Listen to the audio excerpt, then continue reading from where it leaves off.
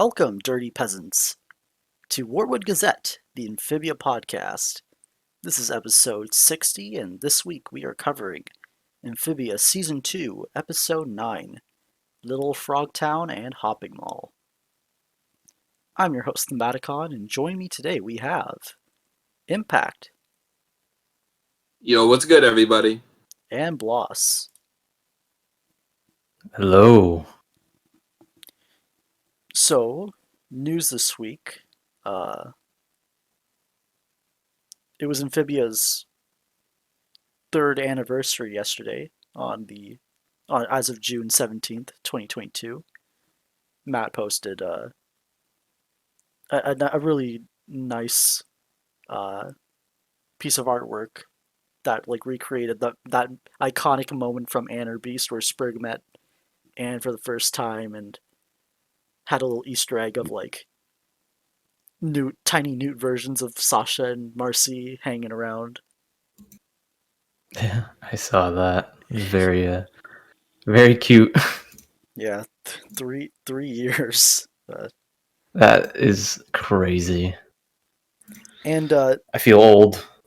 yeah, and I also noticed that Matt also replied because the tweet blew up. So then Matt talked about the journal. Make sure you pre-order that. He'd love to do shorts with Polly post series finale, and I don't think a lot of people notice this, but the guy that handles the shorts department for Disney TV animation commented on that. It was oh, hey. And then Matt just posted a funny gif of giving a look, a Daffy Duck giving a mischievous look, and kind of left it off at that. And I don't know, that just kind of gives me hope. I just went and looked at it now. Found the interaction. Yeah, the whole crew has been all they really want to do Polly. This stuff. Even before we even got all in the hardest thing, I forget that interview. It wasn't an interview. It was Gallery Nucleus. Yeah, the entire crew was yo, Polly spinoff, Polly spinoff. It was so weird, why? And then we got the hardest thing. It was oh, okay. that makes more sense. We got the epilogue. So Definitely I would totally be down for that. And I definitely would be really fun to see, a character like Polly who didn't really receive, the most development in terms of the main cast, to really see her get a lot more fleshed out. Yeah. Yeah, I think because I was gonna say because season 3 gave Polly a little something something. I think that was definitely Polly's bigger season out of all the 3. She definitely was given a lot more in season 3. But yeah, I would love for Polly to get more of a central focus. I think she's definitely the least explored out of the 3 planters. You know what I mean? So that would be awesome.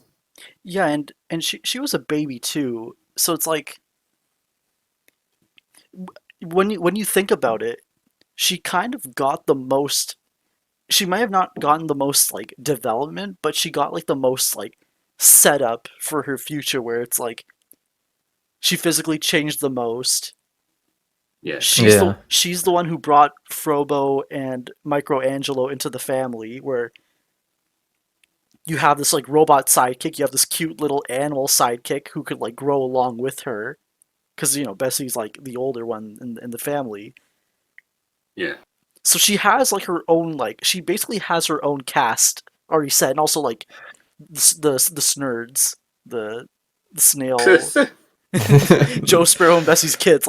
She has her own she has her own crew, and then also she's an engineer with years. She's the most qualified person in Amphibia. And now that she knows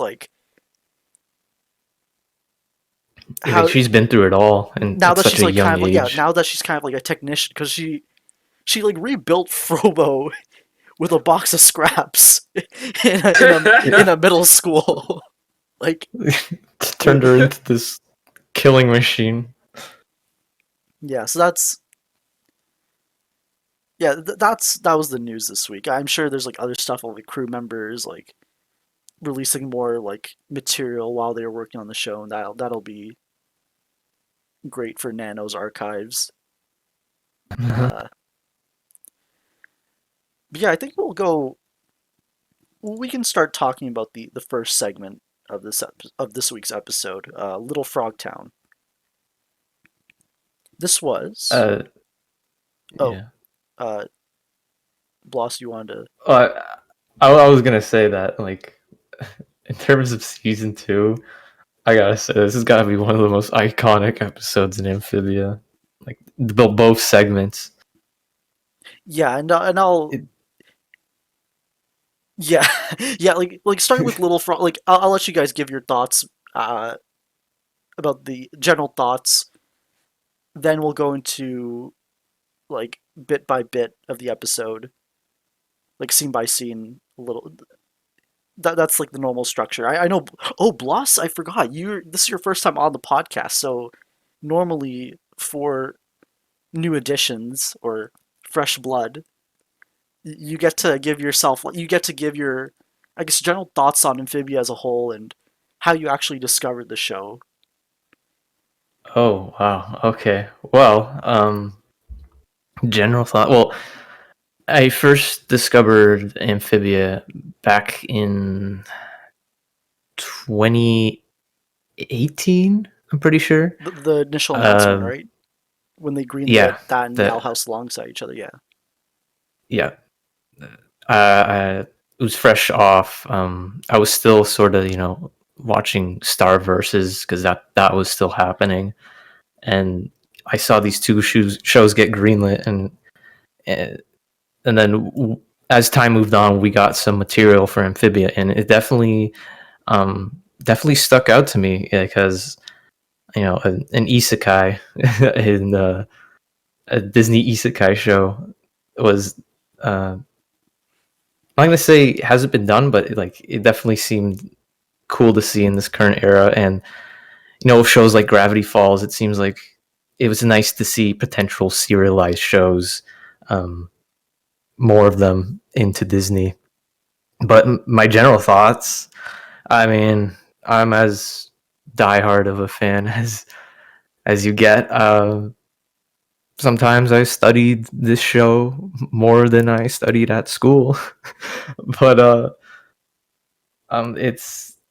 it's definitely one of the shows that's stuck out to me throughout my entire life. Well, not my entire life, but in this part of my life, and it holds a really dear place in my heart. And it's helped me through so much. And it's just, man, it's just such a amazing show to have watched and to have experienced. And it was really hard, it was really tough to let it go, but it was just such an honor to be a part of um, the whole experience from start to finish. And it's crazy that now it's been 3 years, and been about 4 years since I first discovered the show. And it's so crazy to look back on. And definitely gonna be very fond memories in my life.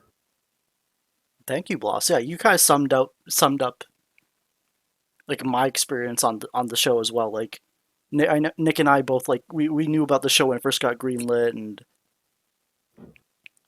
I kind of got lucky where I finished school during the season 1 hiatus, so like I didn't need to like divide my attention between studies and Amphibia, which is good because I wouldn't have been able to like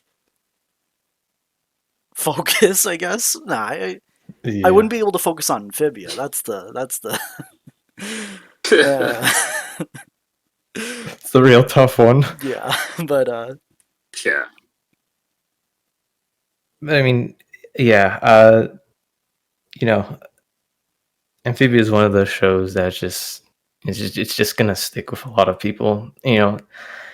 I'm sure you guys can relate, but I've met so many cool people in these years, and they're definitely longtime friends now, and that's something special you don't really get to experience with a cartoon show of all things. Yeah, definitely. And Yeah, that's pretty much my general thoughts. yeah, thank you, Bloss. And I guess we'll go into Little Frogtown, which was written by Adam Colas, storyboards by Drew Applegate and Nat Marr, and directed by Joe Johnson.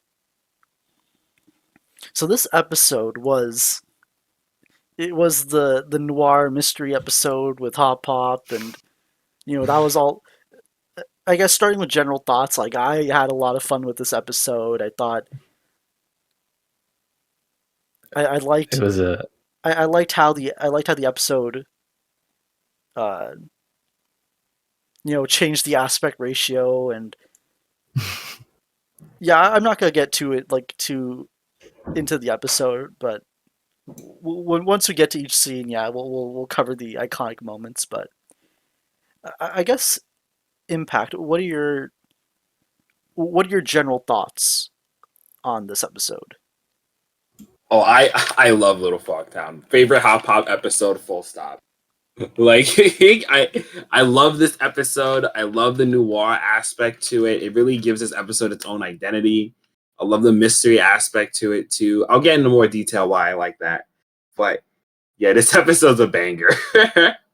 I rewatched this episode a lot. I rewatched the Utopia arc a lot because it's like one of my favorite parts of the show. But this episode specifically, like, yeah, this is my favorite Hop Hop episode in the whole show, and I'll be going into detail why. But this episode slaps, so it's really good. Thank you, Impact. Like, damn, like best Hop Hop episode.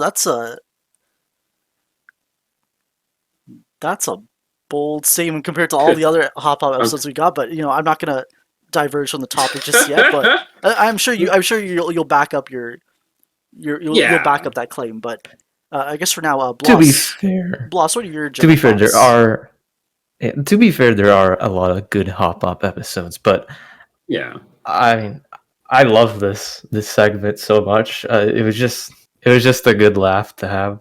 One of the things I feel like I don't really think is underappreciated, but I really loved the little side plot with Anne, Sprig, and Polly going to the arcade, and the whole cutting the line bit was one of my favorite parts of the show. The whole thing about that was what?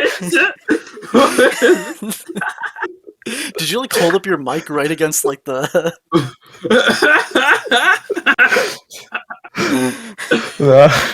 I just put a voice changer on. But yeah, the whole want to find out part, definitely one of the most iconic Amphibia moments in my opinion. But Hop Hop in general, this whole episode, it just felt so, I don't know how to say it. It felt so in place for Amphibia to do this kind of noir episode with Hop Pop. And the whole "have you killed a man" Hop Pop, seeing him actually kill someone was quite the spectacle. But yeah, overall, I love this episode. Definitely one of my top 10 in terms of season 2. Oh, thank you, Bloss. And yeah, I like how we your thoughts. Oh, I already gave my thoughts. Oh yeah, that's right. Yeah, like I really like this episode, and yeah, I think I covered everything, and you guys covered some stuff too. And yeah, just like starting off with the beginning scene of this episode, I like how all the planners are watching this movie, and Hop Hop's not even paying attention to the road, and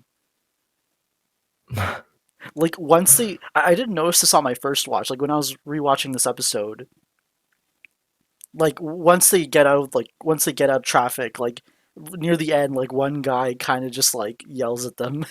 I didn't notice. Like I probably wasn't like maybe I just didn't remember that joke, but it was funny. But Yeah.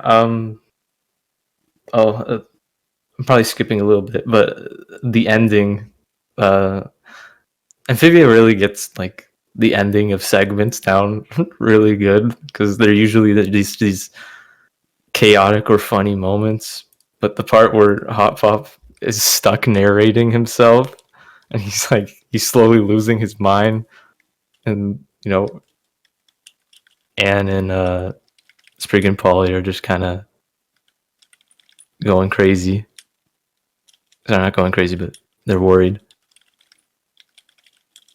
yeah, we'll cover that like when we talk about the episode. We'll go like scene by scene, so we don't like jump too much into the end. And but yeah, Sounds good. that was like all that. Yeah, the monologue stuff. We'll talk about that. But I like how when we first see the arcade, um, like all the kids are like showering Hop Hop with praise. Like I think Polly said something like "You're the best like pop to ever hop," and then we get like the Yeah. Sal reveal. Yeah.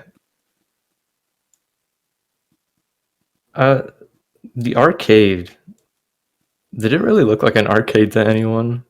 It looked like It a, looked a more like a movie movie theater. theater. Yeah. Yeah. Usually movie theaters got, at least where I'm at, movie theaters usually have arcades in them, so like that's the closest I'm gonna get usually. Like, well, like I don't know. Arcades are kind of like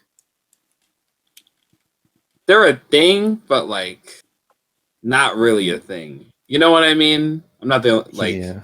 They don't yeah, really have like their own centralized area of where you can find them. You can't really go to a arcade.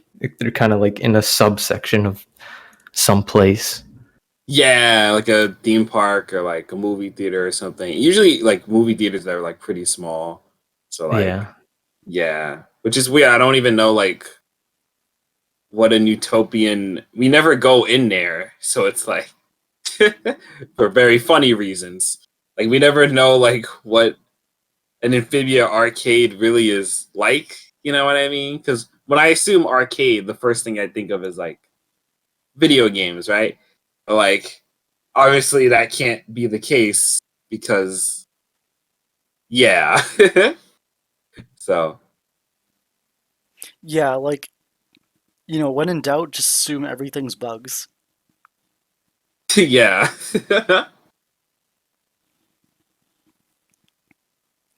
And yeah, like I know they used to have like arcade stores and like not stores, but like they used to have like arcades, dedicated arcade spaces like back in I guess the 80s and 90s, and that's kind of where the crew is pulling their inspiration from since that's when they That's Yeah. true. That's true. that's where they grew up. That's the time, the era they grew up in. But Yeah. Yeah. You know, even when the whole episode doesn't go to noir, it's definitely a definitely different kind of era kind of feeling. It doesn't feel modern like for the younger viewers. yeah, and Definitely has this consistent theme of being old. yeah, and making it sound like the crew is like really old. Well, I wouldn't say old. More like no. I tried to think of antique, but that's even worse. it's kind of weird because like when I checked online, it's like Matt's only like a decade older than me.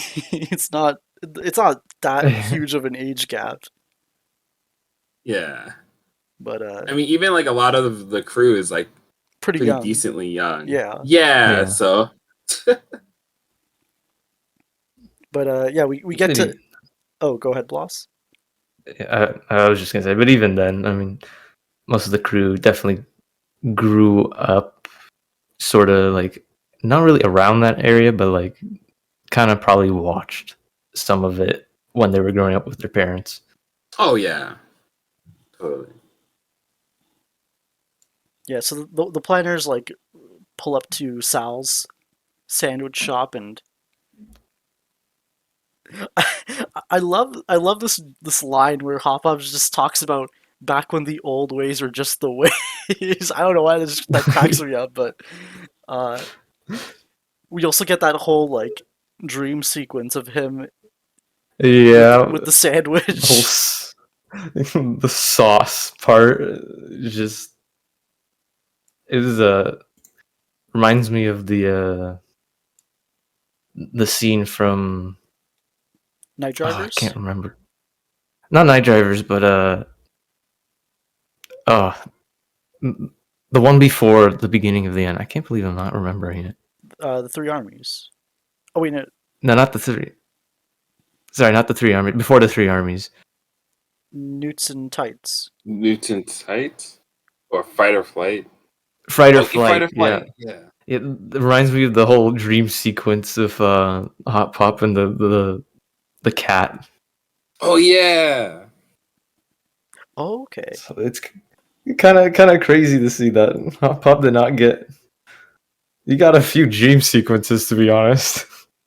Like there's the one at when he's dreaming of Sprig being rich. I'm forgetting episode. Fiddle names. me, Hold fiddle on. me this. He fiddled me this. Yep. When he's dreaming about the whole family being rich. Most of them are all like they always nail it with the dream sequences. Even though it's a weird thing to say, but it's definitely always a funny bit. Yeah, definitely, and yeah, the music Yeah, too, and the music too in this dream sequence, like it has like that weird like that soothing like sax kind of thing, like Yeah. It just I just love like the reaction like afterward. Like Hop Pop's like, oh what and like and it's like, yo, you liking this sauce a little too much. Like,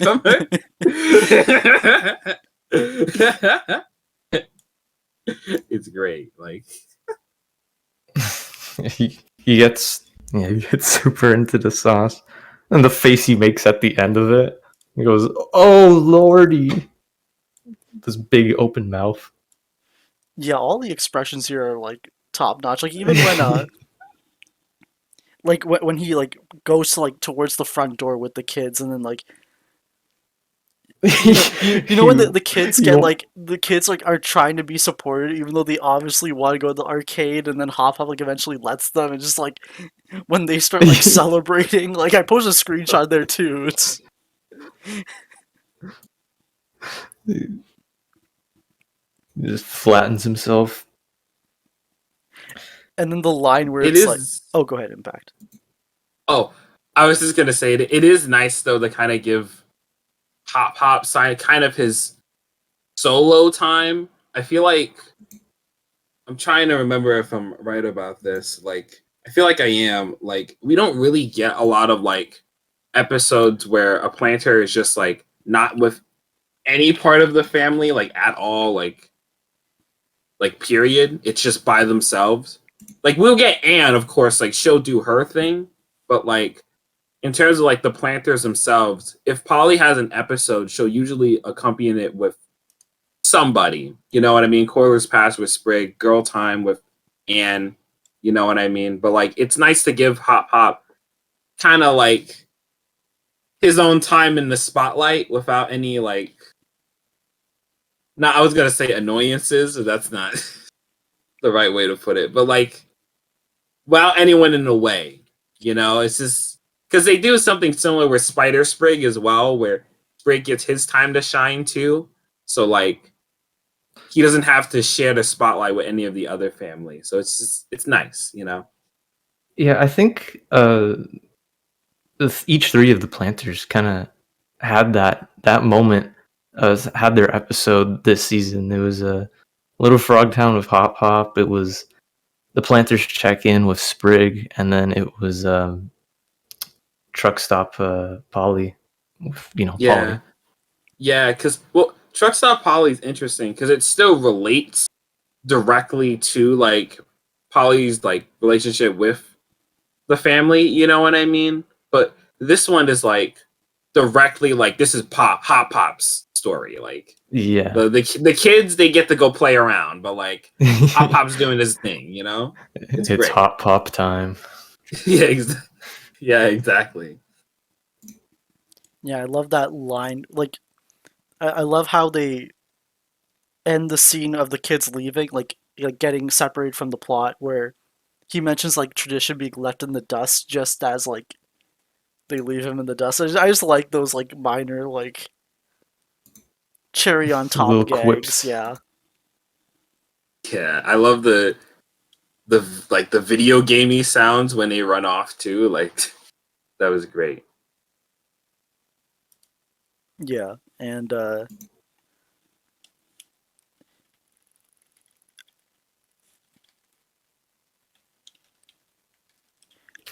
like he goes in, he sees the place is trashed, and he starts like, it's Hop Hop. He's a little bit paranoid. He starts freaking out, and I mean, to be fair, the place does look like looks like it got trashed and like for some reason. And Yeah, man looked like he got robbed. Like yeah. He enters the the sandwich. He enters Sal's. He makes this absolutely hilarious face on first impression, seeing the whole place trashed. Oh right, like, and the close up, it has like the close up with like the hatcheting around the oh fence team. yeah, Yeah, Amphibia and its close ups. There were a lot of this episode in general. There's so many like I look back at the show and the faces from these episodes are so recognizable to me.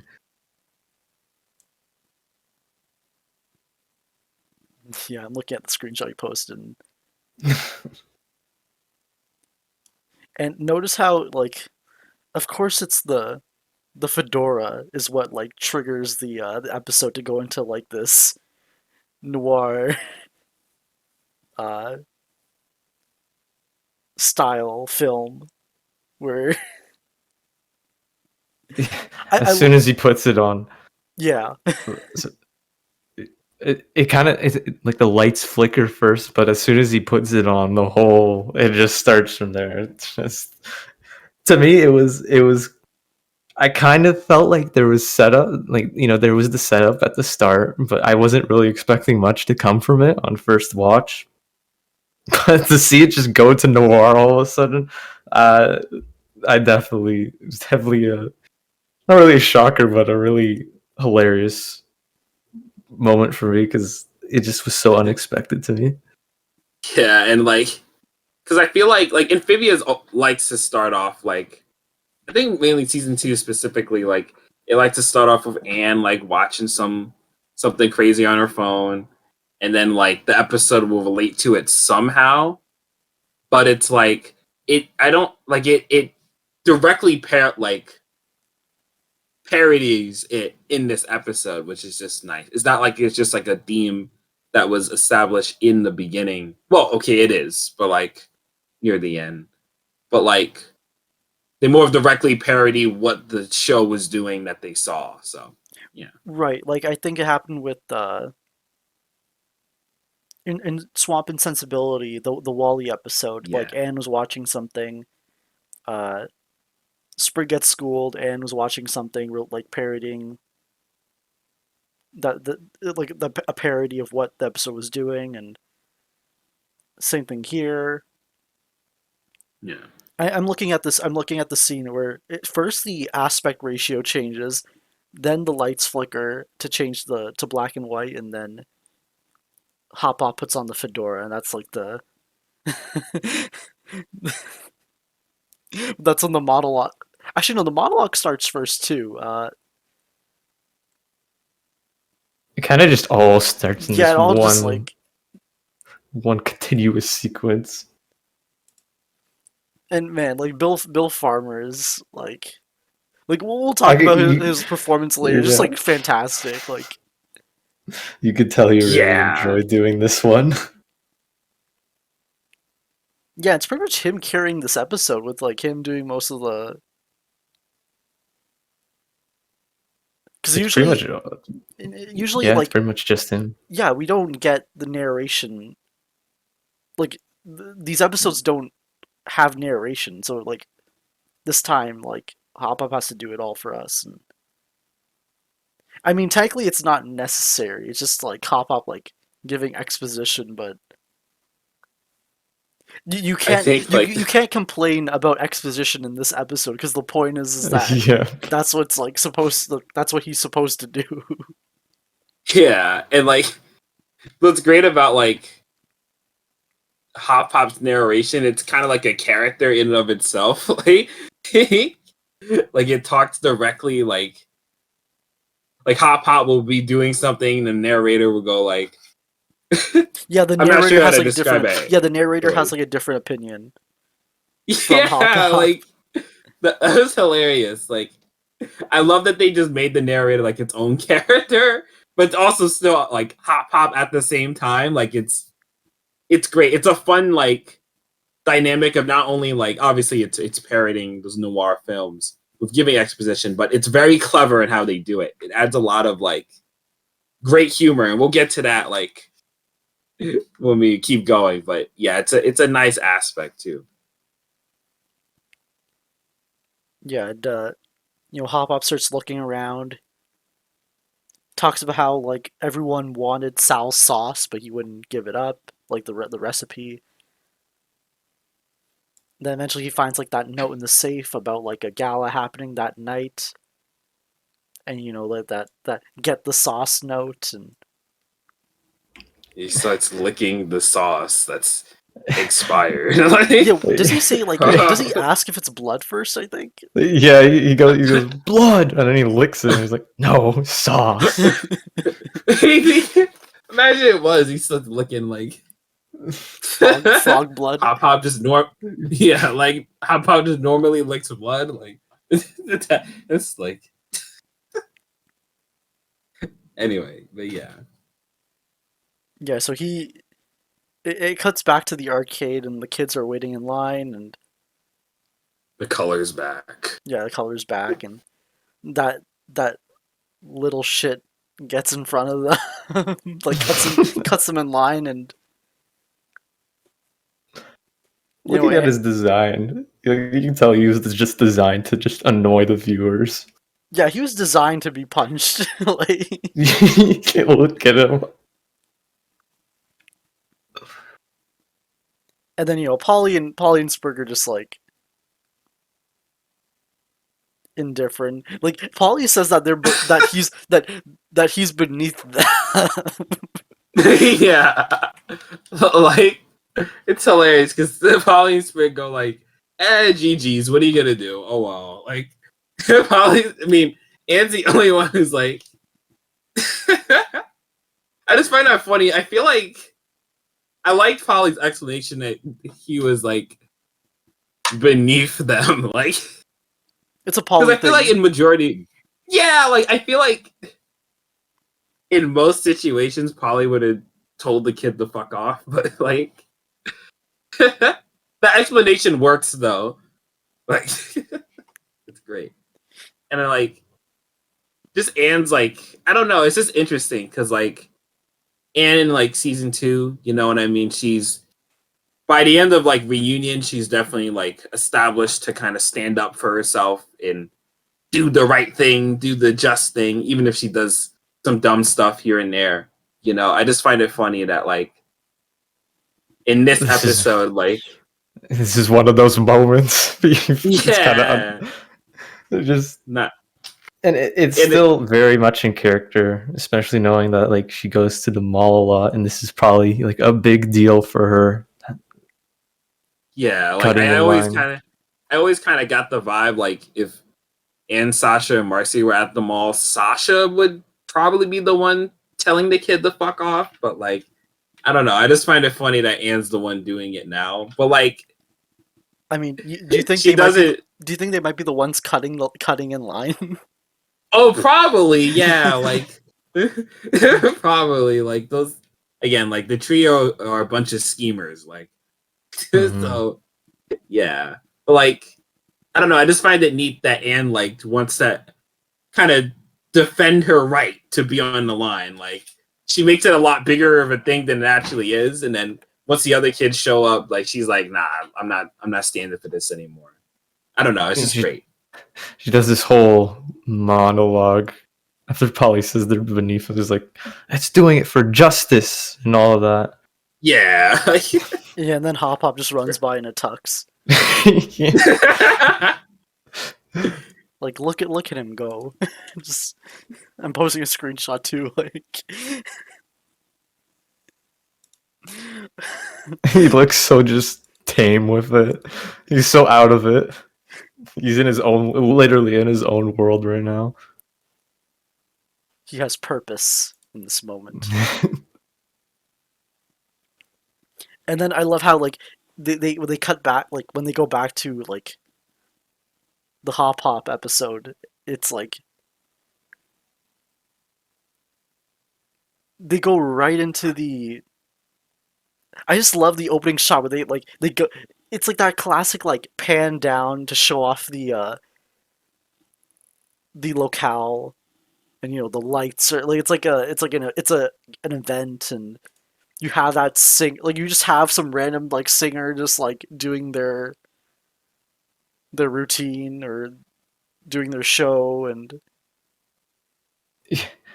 You- Looking at it now, this is kind of like the thematic whiplash that you experience in these episodes. Like we just go to and seeing Hop Up just run along the street in the tux, the most random thing ever.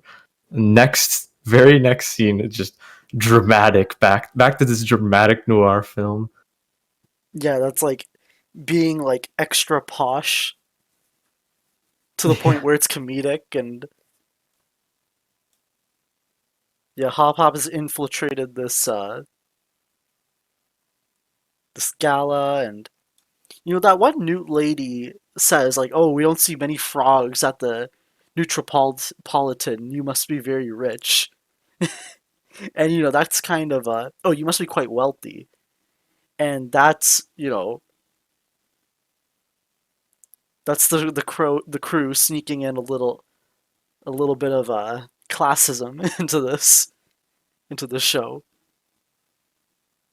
Yeah, because like it's because again like the classism of like the frogs, newts, and frog toads and newts.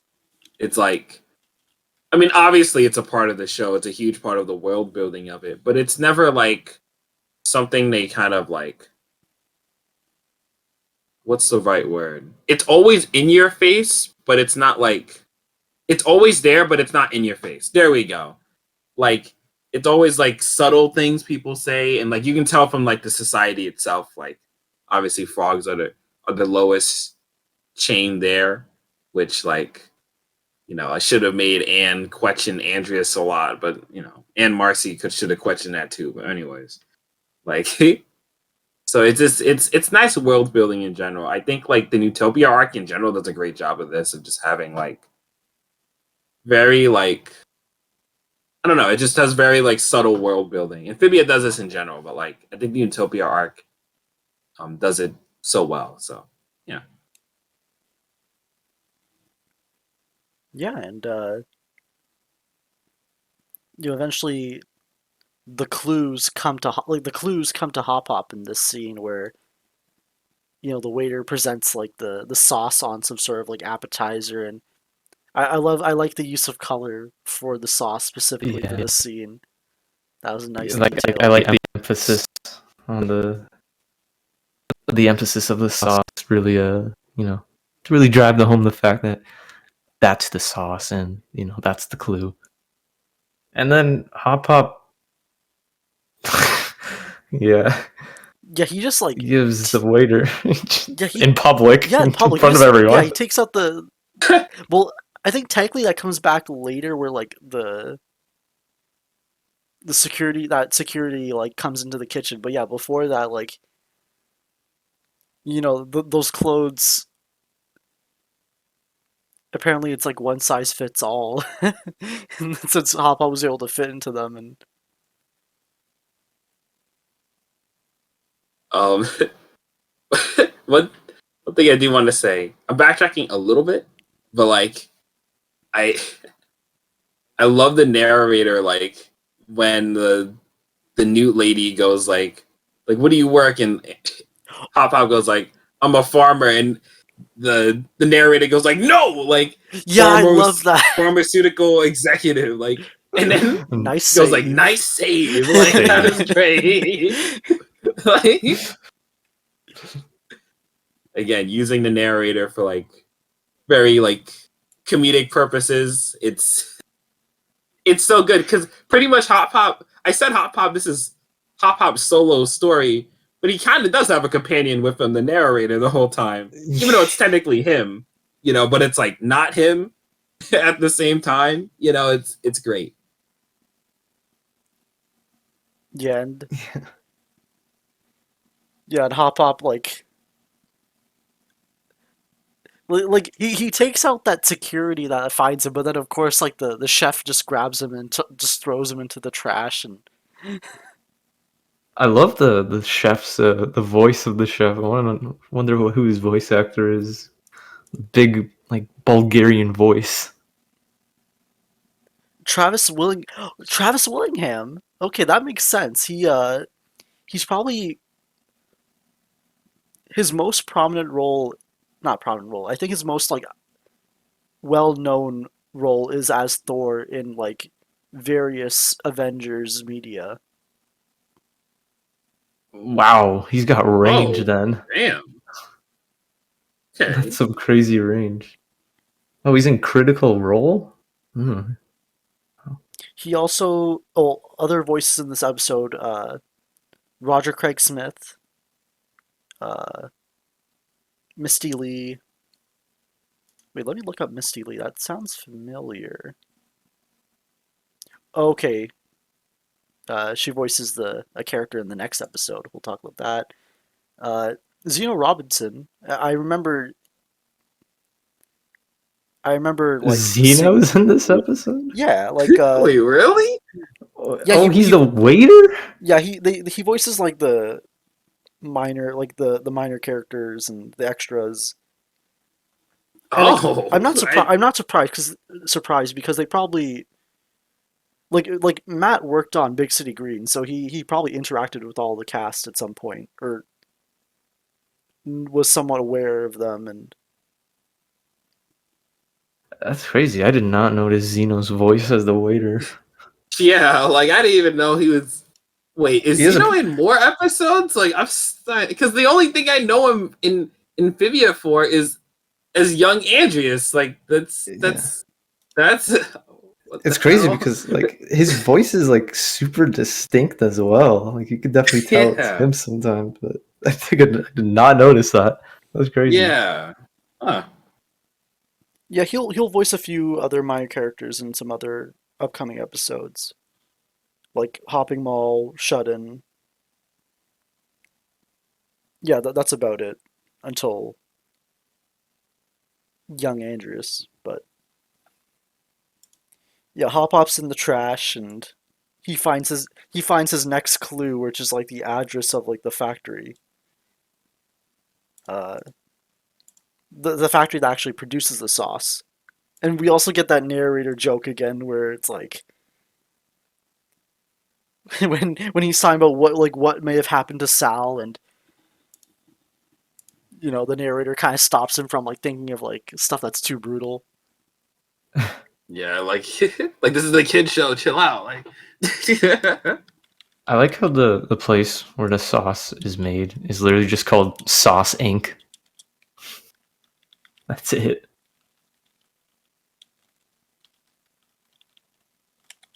Yeah, and cuts back to the arcade, and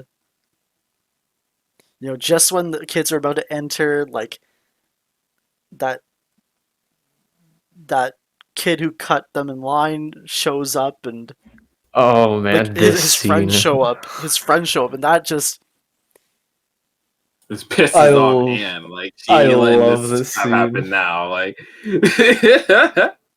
This is one of my favorite scenes in the whole Utopia arc. This was just so good. Like Anne getting like seriously frustrated and then starts sending death threats to the kid. and then the kid starts like first the kid doesn't care. He's like, "Oh, what are you gonna do?" And then when Anne makes the threat about eating them, then he starts like crying. And yeah, and like I think the best way I could describe this scene is that I saw a YouTube comment when this episode aired, and it was like that kid wouldn't last like an hour in Wartwood.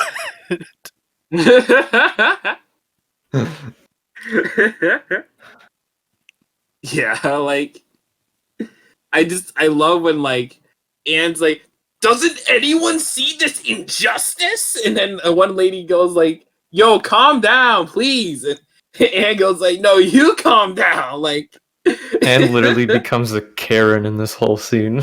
yeah. Honestly, I don't blame her because like Oh, like it's the poster behind them says Barrel Smasher. I don't know if that's just what reference that I'm is. assuming that's a Donkey Kong reference because like Oh, because it's an arcade. Barrels. I was thinking like movie Yeah. since it looked like a cinema. But yeah, you're right. Is the poster right next to it literally just frog? Maybe. I think you can't see it fully. Oh, and like probably like Frogger. You know what I mean? Yeah. Oh yeah, like, that's true.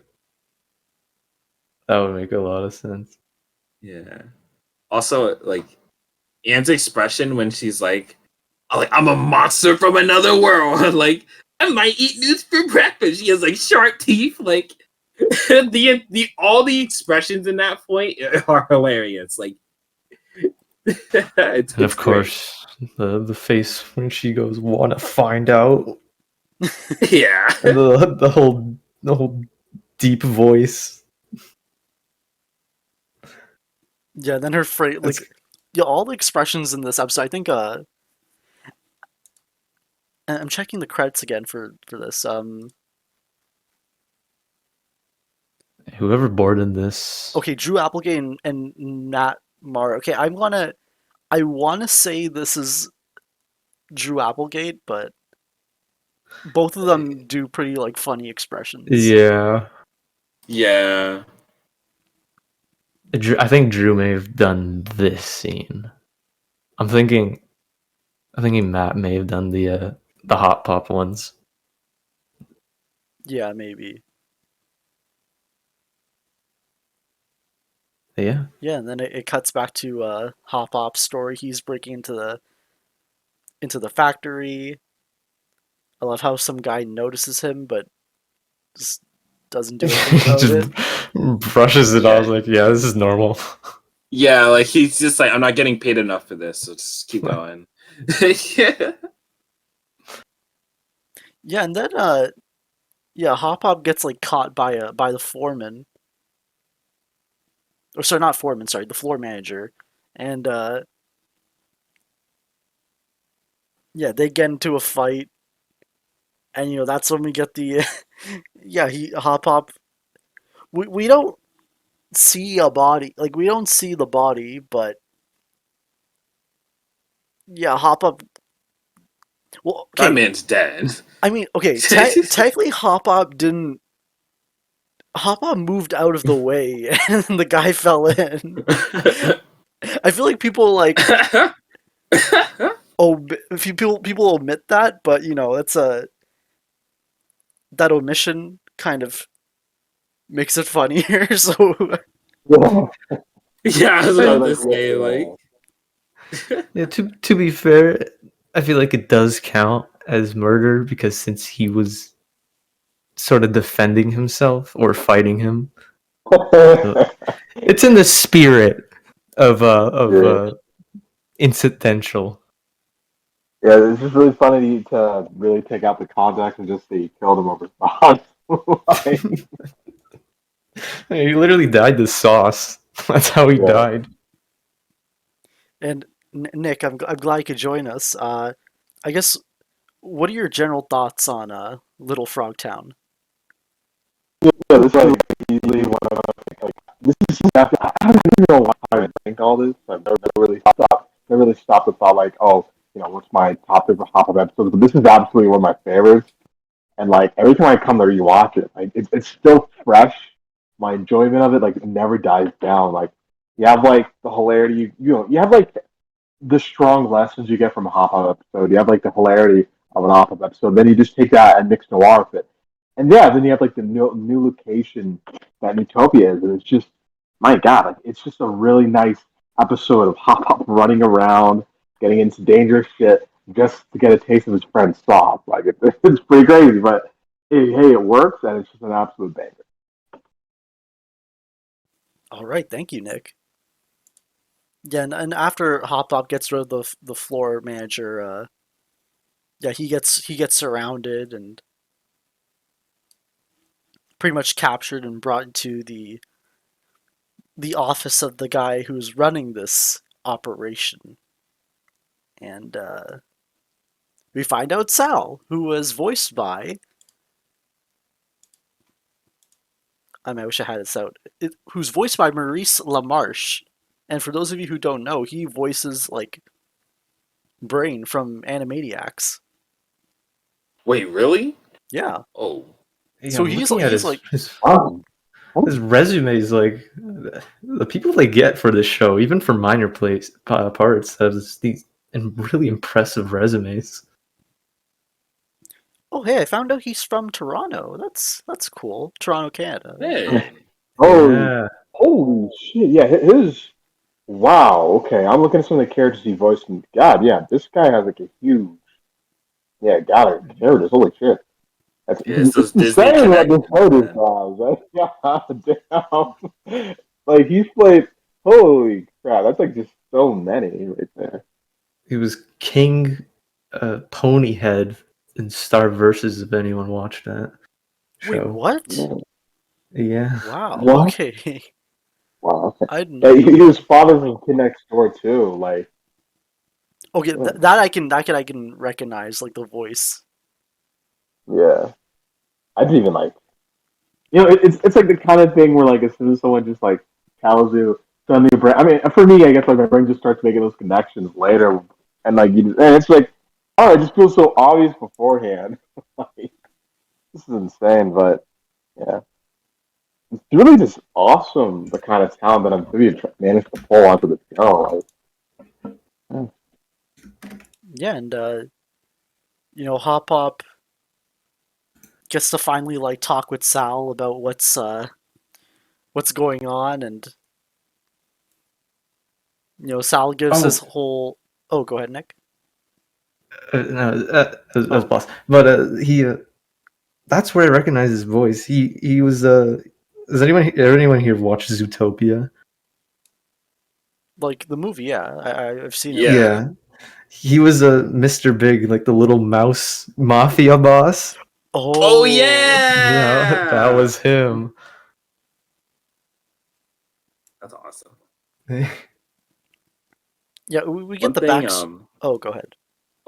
oh, I was just gonna say one thing I do want to mention though is like I don't think I mentioned this previously. I just love like Hop Hop's like you kidnapped yourself, like to like he can't connect the dots together, and it's like I love that just the mystery part of the episode in general.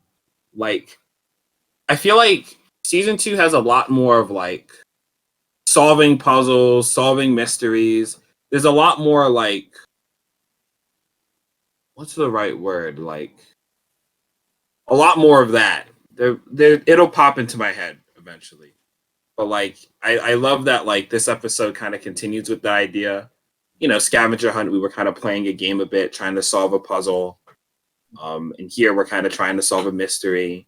And then like we go further in the season, we're doing the temples and stuff and like solving those. there's a lot more puzzle solving and like mystery elements to season 2 than like I feel like that even like the other seasons, like they had like can't think of many snippets of that, but like there was definitely a lot more like mystery and like yeah in this season in general. So like I like that this episode kind of follows up with that idea with just having the whole episode be like Hot Pop trying to figure out like what the hell happened to Sal and his sauce, you know. But yeah. Yeah, that's a nice observation. Thank you, Impact. Yeah, like yeah. I mean, I agree with everything. I do feel like this sort of episode like builds into that overall adventure feeling that they're trying to go for with season 2, right? Because I mean, in a way, Hop Hop's still going out there, like looking around, trying to figure something out. Like, you know what I mean? Like it, it's the idea of like searching, like putting like one foot ahead of the other. So I feel like, yeah, like I feel like the season getting experimental like that, right? Like sort of trying to break boundaries on itself. Like it sort of does feel like there's like this greater connection going on. Yeah, and Yeah. Sal kind of explains like his story with the sauce and how like everyone just wanted the sauce, so then he finally decided to try and embrace that and focus on just the sauce, and that took off, and he was able to get like wealthy. He was able to become successful off the sauce, and he gives us really nice like talk about change and Yeah, I was about to say definitely it's a nice little piece of advice. Um, about yeah, turns out if you embrace change instead of looking back at the past all the time, you know. you get a say in what the future looks like. Yep. And That's yeah, that's. Oh, go ahead, Bloss. I was just gonna say it's just a really cool lesson. It's crazy the kind of lessons they teach you in this show. Yeah, I feel like Like, this definitely like I love how the show knows what it's about since day one, and like even the most like even the episodes where it's not all the drama still hits that point home with like everything it does. Like when you say like I think Matt has said like Amphibia is about change. When you go with Yeah. like a word, when you describe a show with a single word like that, you kind of had to like it's a very broad it's like very like it's a very broad topic, and having so many episodes like covering different aspects of change is just such a wonderful thing. Yeah, I mean, Yeah. I just sort of, as you were saying that, I made that connection. It's like, the show's about change. It's kind of crazy. That's just so constant throughout the show. Even when they're not mentioning it, you see it. Yeah, Yeah. And like I think like it's great for Hot Pop too, because Hot Pop has always been a character who very much loves to talk about how things were better previously or back in his day, right, in the past, and like he's always trying to kind of bring it back to his like dreams of acting, like in Caravan Named Desire or Hollywood Hot Pop. He's always kind of itching for that like for the past, right? And it's just like it's great for this episode specifically. Like a lot of Hot Pop's episodes kind of do a similar thing with like him having to be like, okay, I have to focus on the present, or like letting go of the past for a new, brighter future now. And it's like, which is great for because he's like the oldest character in the cast. Well, besides Andreas, but that's a whole different thing. But like, I don't know. It's just like a great lesson for Hot Pop as a character to finally to get that idea in his head to accept change. You know what I mean? Obviously, that's the whole point of the show. But like for a Hot Pop episode specifically, it works really well here. So yeah. And I feel like Yeah. Sorry. It reminds me of when it kind of started for him. It all the way back in Stakeout. That's when we saw Pop Pop was really, adamant on his ways of the past. Ridiculing Anne about, these younglings can't do anything these days. Back in my day, back in my day. Yeah. And that growth kind of started from there, but he still had bits and pieces of it, and I think episodes like these definitely help him, think about, hey, maybe it's time to move on with my life instead of thinking about what happened. I think what separates this episode from like other episodes where Hop Hop like learns to like accept like learns to move away from the old ways is that in this case it's like he's encountering someone like his age from his past who kind of moved on, and like now like it's different when like someone young or older tells you like a lesson compared to someone who's like the same age as you, because like you both like it's easier to relate to someone your age because it feels like you've shared the same experiences as them. And then and if Sal could do it, then like it's something Hop Hop could do as well.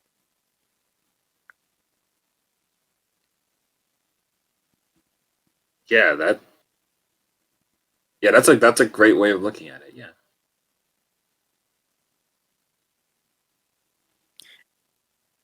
Yeah, I mean, yeah, I gotta agree.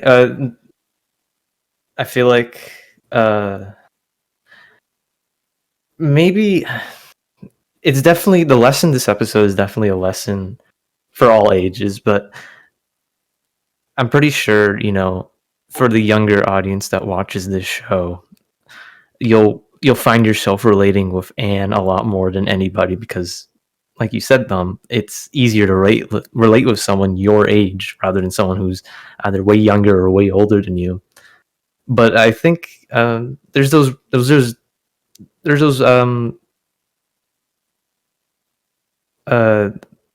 not I can't even speak. Oh, like yeah, I do think the message is still like relatable. I just think from Hop Hop's perspective, it's like Yeah. he's I'm seeing. just saying there's these moments Oh, okay. in the show that are for everyone. It's not really a specific lesson for anyone, like specifically for, in this case, older people. But there are these moments in the show, and there's a lot of them that are just advice for, anyone of any age. Yeah, and like Sal gives Hop Hop like some complimentary sauce, and like the guy barges in about the body in Vat 3, and then Hop Hop just immediately like He just dips out out like the I'm not dealing window. with this. And I couldn't find it here. Like it's somewhere in this episode. I just wanted to wrap up the sauce stuff. There was a note somewhere where it shows the sauce recipe, and it's basically like wastewater and something else, but I can't find that note. Wastewater. I was about to say gross, but would then it be like at the I beginning was of the gonna bring that up. episode? At the beginning? Maybe. Well, I mean, like, I would assume I don't know where it would be, but I would assume like when he gets into Sal's like old place, right? It would say maybe something like that. I don't know. That's what I'd assume. I'm trying to check now. I'm trying to look for it. I was about to say gross by the fact you said Yeah. wastewater, and then I remember this is Amphibia. I'm trying to find it. Like I know exactly what you're talking about. Because I was gonna bring it up myself. Yeah, I think there is one shot where you get to see like what the secret ingredient is, and I think it's like normal sauce is mixed up with wastewater or something, and like I don't know, somehow the world of Amphibia is very attractive to that. I guess that's where the sauce gets its tang. Yeah. But yeah, like Hop Hop eventually he goes back to the arcade and finds the kid. The kid's there, and we get the flashback of Anne getting tased. Oh, I found the recipe. It's just ditch water and food coloring. Oh, that's just, not even normal. Like, oh my god. Yeah, that's disgusting. Like, that's just Like, disgusting. why would you need a God. factory if that's like? I guess to mix the food coloring, but then I love how they're so worried about like the health inspector. Like they're worried about a body going into the sauce, even though the sauce is just like ditch water, which is probably like a mix of like so many other things. But Just chemicals. I mean, Chemical water and food coloring. I guess it's diluted, but to an extreme degree with various other materials. But yeah, like Anne got tased by security, I guess. Yeah, like it's like I love when you like it doesn't it when we first see the kids, we see like Anne's hair is all messed up, and you're like, "What the hell happened?" And I even in the arcade, and then we get the flash because the episode could have easily just went to that point in the flashback, and then like showed them like sitting there and Hop Hop coming back. But like, I think it just works like from a comedic aspect that we see that it flashbacks like a little bit. Like I don't know, it's great. And you also get like the I like how Anne is just so, certain and confident in the fact that, oh, they're not gonna tase me. I'm just a kid. And they just immediately do it. Yeah, it's like a little Zaptipede. Yeah, because like Nutopia, like the Nutopia guard, I'm just like, yeah, it might be a kid, but like to them, she's still like this weird exotic creature. So they're just, right, they're not even gonna bother like giving any mercy. They'll just go for it. Yeah, and Yeah, and like I think I'll echo what Bloss said here, but like Anne is like she doesn't learn any lesson from this.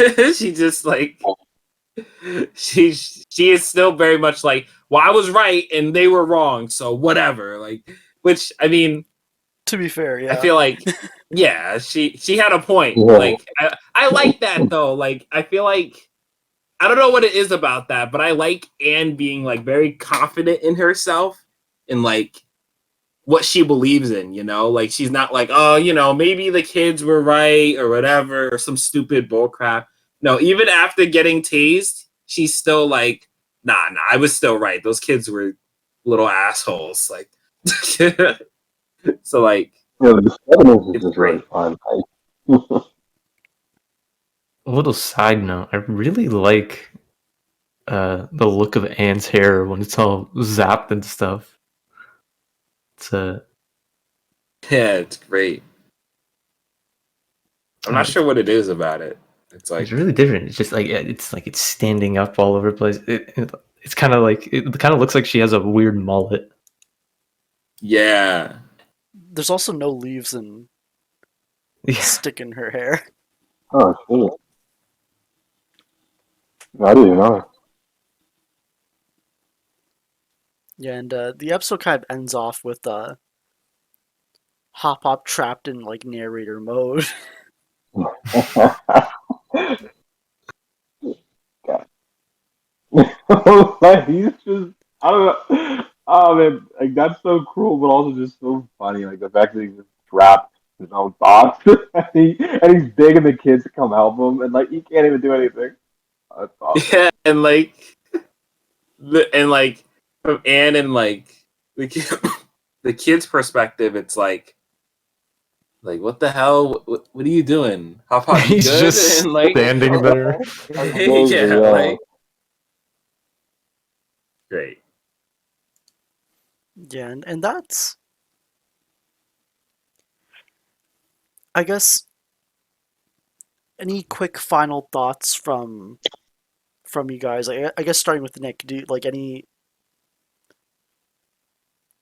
we didn't cover from the segment? Um, yeah, I can't remember in particular, but like, yeah, like other than for final thoughts, I don't know, just man, like, yeah, this is definitely up there. Honestly, this is shit. I always say it's always like, oh, I don't have a ranking of it, but yeah, this is one of my favorite Utopia arc episodes. Like, it needs to rewatch every single time because, yeah, I love Amphibia getting experimental. I love Hop Hop just like getting to run around and do whatever the hell he wants to because it's really funny. Makes for a great episode. And like, yeah, I just love how it's also just packed with like one of Amphibia's like probably like hardest hitting messages and like yeah, I mean it's I agree with what you guys were saying earlier. Like it's just awesome to like because the show makes its biggest, most hard hitting point in the final episode, but it's also awesome to see how you can just look back at past episodes and just realize, yeah, the show always had this figured out. The show always knew what it was doing with its characters and its themes, right? Like it knew what it was from day one, and it's always just been building that as its identity. And like, yeah, like that's just an awesome thing to like look around for because we even had that in like episodes like Caravan Named Desire, where yeah, they bring up the idea that every dream comes to a price, right? And then like you move down later in the season, and they have the plot with Grime and Sasha building a whole army, and like that's like the whole thing about that. Like not even just them, but like also Mark's Managers. It's like wow, like this is the power of a pre-planned show. Like it just feels so like thematically rich, and yeah, like, that's what I love about this episode. Like how it just fits in so well with some of Amphibia's most powerful lessons. All right, Oh, besides just being really fun episode all around, like it's a hilarious episode. Also, sorry for going. Yeah, sorry. Once who's the last one in. Damn, that was good. all right, thank you, Shoot. Nick. Bloss, any final thoughts on Little Uh, Frogtown?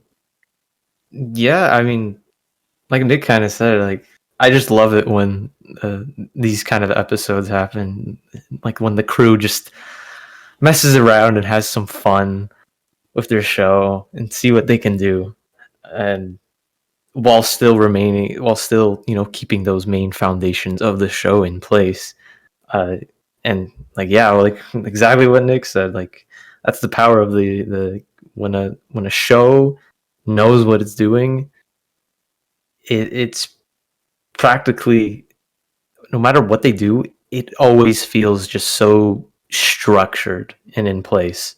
But yeah, definitely this is probably in the Newtopia arc. This is actually probably my favorite episode, not segment. Well, this entire episode is probably my favorite, but in terms of Hop Hop, uh, yeah, definitely one of my favorites. All right, thank you, Bloss. Impact, any final thoughts on Little Frogtown? Pretty much what Nick said. That was like, yeah, like I everything Nick said, and this episode is hilarious. Like every joke in this episode nails. Like they nail it. I love Little Frog Town. I love the aesthetic. I love the mystery feel to it. I love the lesson Hop Hop learns here. The comedy is great. Karen Ann is hilarious. Like it's this episode's a banger. Like I love the Little Frog Town, and I love rewatching this episode over and over again. I'm not sure what it is, but like besides everything I said, but like it's very rewatchable. Like the Newtopia arc in general just has that like it's chill enough, so then there isn't like enough stuff that you have to know before watching it, but like it's just great. I love Little Frog Town. My favorite Hop Pop episode. It's just yeah, it's a great. All right, thank you, Impact. And when you said Karen Ann, you mean Care Ann? Ah. Ha ha ha ha. Oh, Yeah, that is pretty much Little Frogtown. Yeah, I thought it was a great episode. Nick kind of summarized it very nicely, so I don't have much to add on to that. But with that, we can go into Hopping Mall, which is written by Todd McClintock, storyboards by Alicia Rocha and Silver Paul, and directed by Jen Strickland. So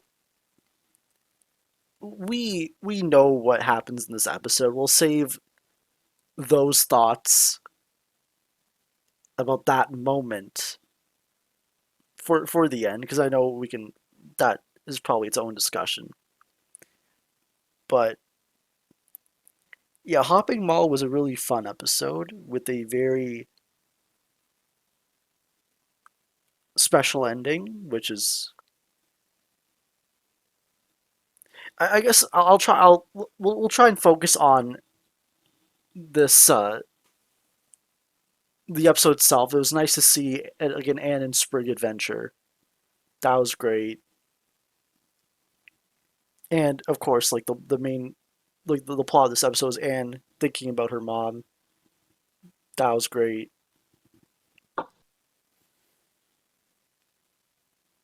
Yeah, I'm debate. Actually, yeah, I'll let you guys give your general thoughts. I guess Bloss, what are your general thoughts on like the mood or the vibe of the episode? Uh, the core of the episode, I just gotta say, for obvious reasons, this episode's definitely in my top five. But um, the episode as a whole, just the whole plot of it, it's very. I felt like it was very needed to, you know, the topic of souvenirs and stuff, and thinking about family. And I love the whole. I love the references they made in this episode. I love the just a good old Spriggan Inn adventure. All right, thank you, Bloss. Uh, Impact. What are your general thoughts on Hopping Mall? Ooh, so like Hopping Mall is interesting because I feel like the first like pretty much the 2/3 of the episode are like very normal, you know what I mean? But there's always that kind of hint at like when Anne's talking about her mom that there's something a little more to it. And then the final scene, I won't go too much into it, but essentially it decks you in the face with emotion. So, like yeah. it's I really like Hopping Mall. There's a lot to talk about with this episode, and it's a nice brand adventure. I love the yeah. I'll get more into it when we get there. But this episode is a banger. Once feel like I keep saying that for the entirety of the Utopia arc. So, but it yeah, this is great. All right, thank you, Impact. Nick, what are your thoughts on Hopping Mall? I mean, I really like this episode. Like, it has like, yeah. I mean, I know there's like the iconic ending thing, but like, I really do enjoy, um, like the first 2/3 because obviously, Spray stuff. It's like they have such a fun dynamic. It's going to make a really good episode on its own. But I also just like I just really love the heart of this episode. And it does feel like an episode that does sort of play on like the point they're trying to make of Anne overall in season 3, like where she's coming into her home. Like it's like you really get to see Anne at her best here with how she just quickly befriends someone who's like once an enemy to her about 10 minutes ago, and it's just really sweet. Like there's just a lot of sweet stuff, and I feel that this is one of those episodes that just show off Amphibia's heart the best. Not even just the ending, like the whole thing. Also, it's like God. It's a very. I mean, I'll go into this point later when we get to that. But yeah, this is the kind of episode that came out at the right time. Like I know that timing wasn't intentional, but my God, like, like I'll go into it later when we get to it. All right, thank you, Nick. And I guess we can start with the the episode starts off with like Hop Pop like giving each of the kids like basically $2 to buy a gift or to buy a souvenir because it's kind of a way to like write off Wow. the it's kind of a way to like avoid using the credit card for everything. No, that still makes me mad. The fact that, like, come on, you guys are fucking poor. You're poor. Use that card. Like they're fucking poor. Like what is he doing? Like they're literally poor. They live below the poverty line. Like buy some shit. Like what is he doing? God. And you already know what bullshit he gets to on the episode. I'm sorry, that always makes me mad. Like Hot Pop, this is your chance, dude. This is your chance. I feel like the only one who really used the royal credit card, at least the most, was Sprig in Planter's Check-In. So, I mean, Well, I I feel bad for definitely, Paul. yeah, like I really wish they just like they were rich, like literally infinite funds. They could have bought a lot of stuff, but Shit.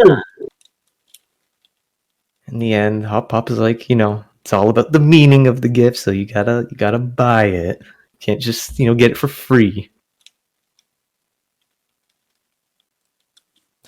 Yeah, and then that's when Polly learns about bargaining and or haggling, or I'm looking for the word.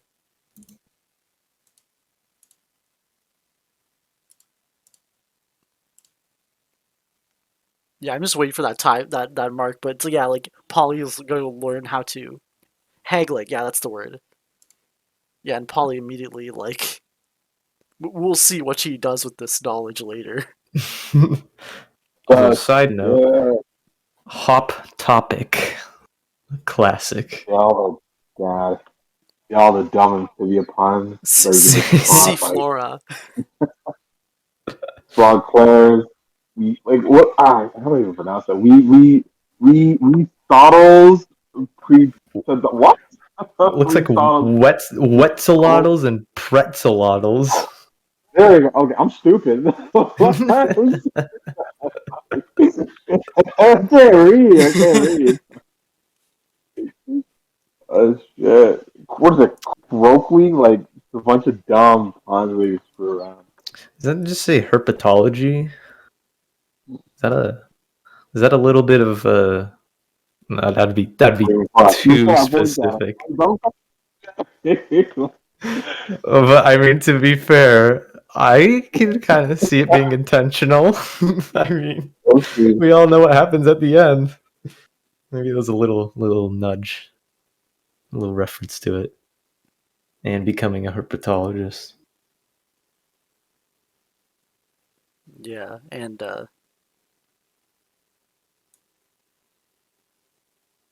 yeah, that's when like Hop Up and Polly kind of take their leave from the episode. And that's when we get like the Spran adventure, and Anne mentions getting a souvenir for her mom. Sprig's getting a souvenir for Ivy. And I like how when Anne is giving that, like when Anne is talking about why she wants to give a souvenir for her mom, like Sprig already shows up with a souvenir. Yeah. And then she just asks, "How the hell?" And then the freak has no idea how that happened. Yeah, and I love how when Sprig mentions like the whistling noise, like you can actually hear that same noise when he's using that staff throughout the episode. No, I didn't even know that. Yeah. I find it funny that like Sprig like just hits Anne in the face too. Like when he first shows it off. Like, Yeah. I love how he's like talking about Ivy. And just also like the sparkle in his eyes. At that point, was Ivy really mentioned in season 2? I feel like that was the first mention of her. Yeah, I think it was. Yeah, because I know back in like the beginning of season 2, they kind of just like left immediately. Yeah. Yeah. Like I didn't even realize, but yeah, like we pretty much didn't hear from Wartwood for like what, like a year and a half after season 1 ended, because we had the whole hiatus right from season 1 to season 2. Then we had the whole hiatus from like 2A to 2B, and I guess we didn't really. Okay, okay, yeah. There was no, what was that episode called? Like the Halloween episode for already forgot. Like was it? Oh yeah, the shut in. I guess we have the shut in, but like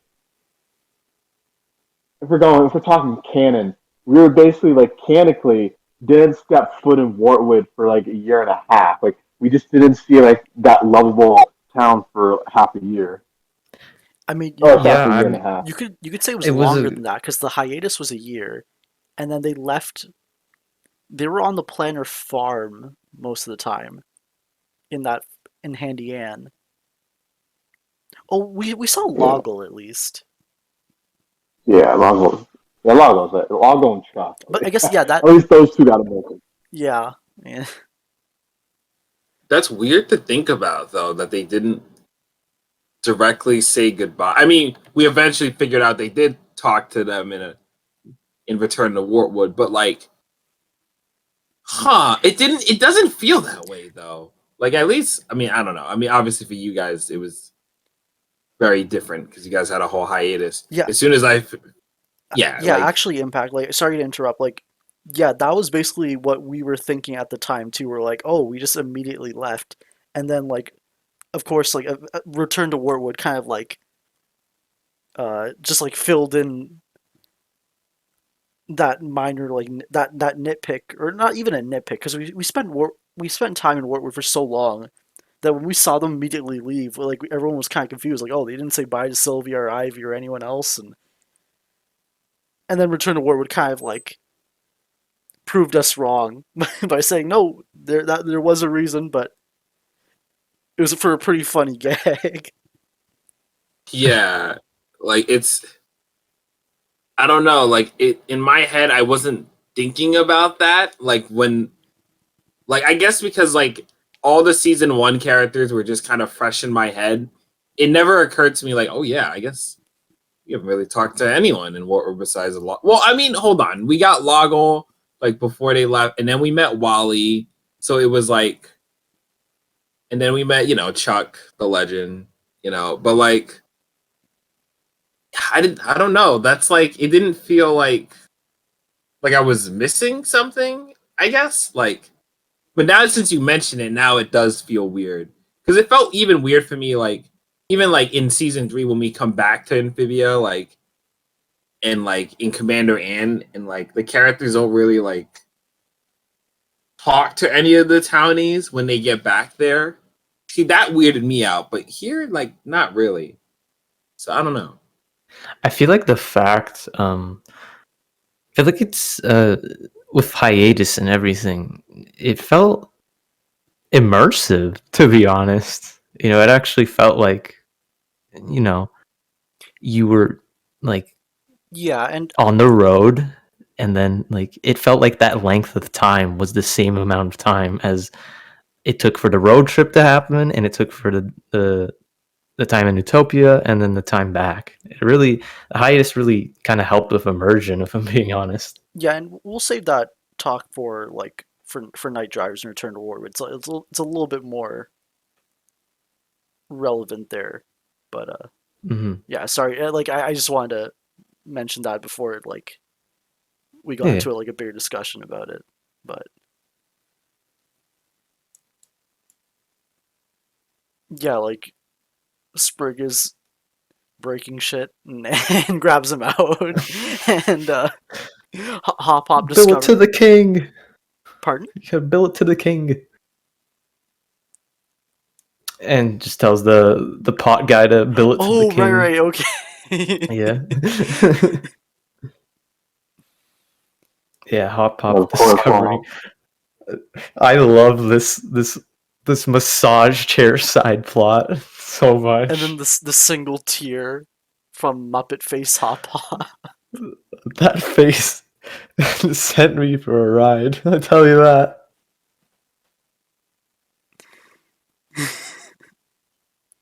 It reminded me of I can't remember the episode where like Anne was also in like a massage chair, and like that guy was like, it was like a flashback to Earth, and the employee was like telling Anne to get off. Oh yeah, I yeah. remember that. Yeah, I can't remember the episode, but Yeah, I'm trying to too. I can't. like normally I can just, because it's a season 1 episode. Normally for season 1, since I spent like a year like rewatching those episodes and making memes from it, like I tend to be pretty good at remembering remembering them, but I'm just drawing a blank for this one. But yeah, we cut back to like this antique store, and Anne and Sprig are looking for a gift. And yeah, just Anne I think it mentioned- was. Oh, go ahead, Bloss. Yeah. I think it was in Girl Time. That flashback. Season 1, episode 6B. Oh, okay. Let me just. Yep. Okay. Yeah, it is there. Oh, you found it. Oh, cool. Oh, sweet. Yeah, and then yeah, Anne mentions her mom likes, what was it, butterflies, tea, and one of a kind antiques. Okay, so antiques, butterflies, drinking tea. Wait, I just realized that like the tea part's interesting because obviously the teapot, whatever. But also like I think in New Normal, like Mrs. Boonchoy, like in the supermarket, like she specifically says like she's looking for like jasmine tea. I forget the exact line. Like she's with, but I know she was looking directly for tea. I never connected that dot. That was like referencing like this episode. I mean, I should have. The character literally is like referenced so much here, but Doesn't she say yeah. something about Mama needs some new tea or something like that? Yeah, Oh, like yeah, Mama needs her jasmine tea. Like Yeah, yeah. that's cool. I feel like I feel that definitely. Actually, yeah, that was definitely intentional. The whole yeah. antique butterfly and a teapot. That's like literally the perfect gift. Yeah. Did we talk about Priscilla's introduction yet? Oh no, Not we haven't. yet. I think we're not. Yeah. We're almost at that part where like We're she's at the trying to buy antique the store. yeah, she's trying to buy the teapot, and the dude's like, "It's not for sale," or something like that. God, everyone myself. I don't know. This store clerk was like super silly on purpose. Like, I don't know. Like just looking at him and like seeing that like that one long strand of hair that just comes off the top of his head always makes me laugh. Like he just looks so fucking goofy. I want to know his voice actor is because he's got that like little lisp to him. Yeah, I love like Anne's comment. Like she's like, "I'll pay like 600 coppers. I'll pay 9,000 coppers." And Sprig's like, "We only have 2," and like. And then Anne just signs up for a thing she doesn't even know. Like she doesn't even know the sport she's about to play. Like to get the teapot. Like it's great. And then we get Priscilla. There we go. And I'm just like, what? I mean, and just, yeah, going into that, like, I don't know, like, yeah, she's yeah, I don't know. Just with this episode, it always made me wish we got more for Priscilla and Pearl. Because, like, I don't know, like their designs are awesome. They had like a lot of fun scenes. They had like a really good moments at the end of this episode. Like it's I don't know. These two are just really these two are just like lots of fun. Yeah, like we only get them back like during like the rebellion, but like not really. You know what I mean? Like they're in the background. Yeah. Like that doesn't count. I only actually noticed them in I think at the end of All In. That was like the only time I was like, oh wow, they're there. I didn't know. Yeah, I think they're in some parts in the background and all in. I mean, the hardest thing, but like, yeah, that don't count. Like, like, Yeah, they're in that shot of Anne when she mentions Amphibia's greatest treasure. yeah, But yeah, Priscilla, I gotta say, when she first like walked in, that voice fits her design so good. Yeah. And like her design overall, like that's just the ripped Newt. Yeah, I mean, I wouldn't be surprised if some people were kind of simping for her.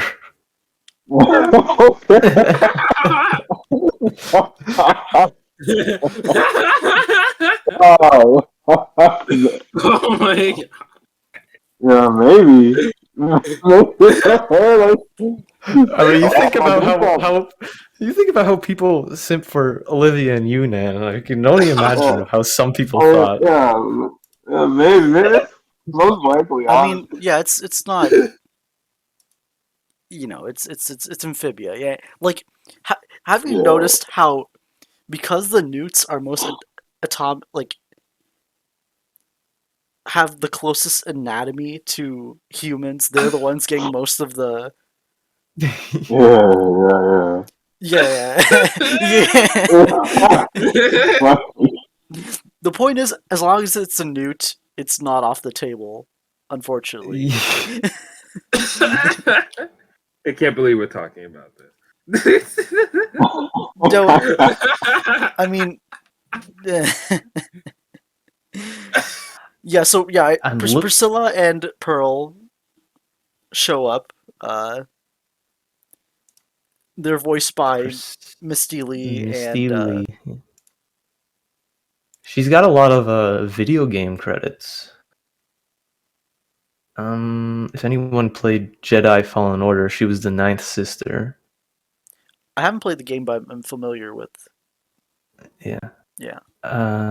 She was Aunt May in the what was it? I guess in the newest Spider-Man show. I think it was the spectacular one actually. Hold on. Really? Ultimate. What? It was Oh. Ultimate. Oh, whatever. Okay.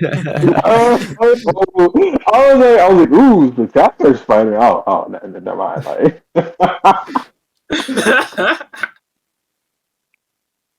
she's got a lot of nice side gigs for video games.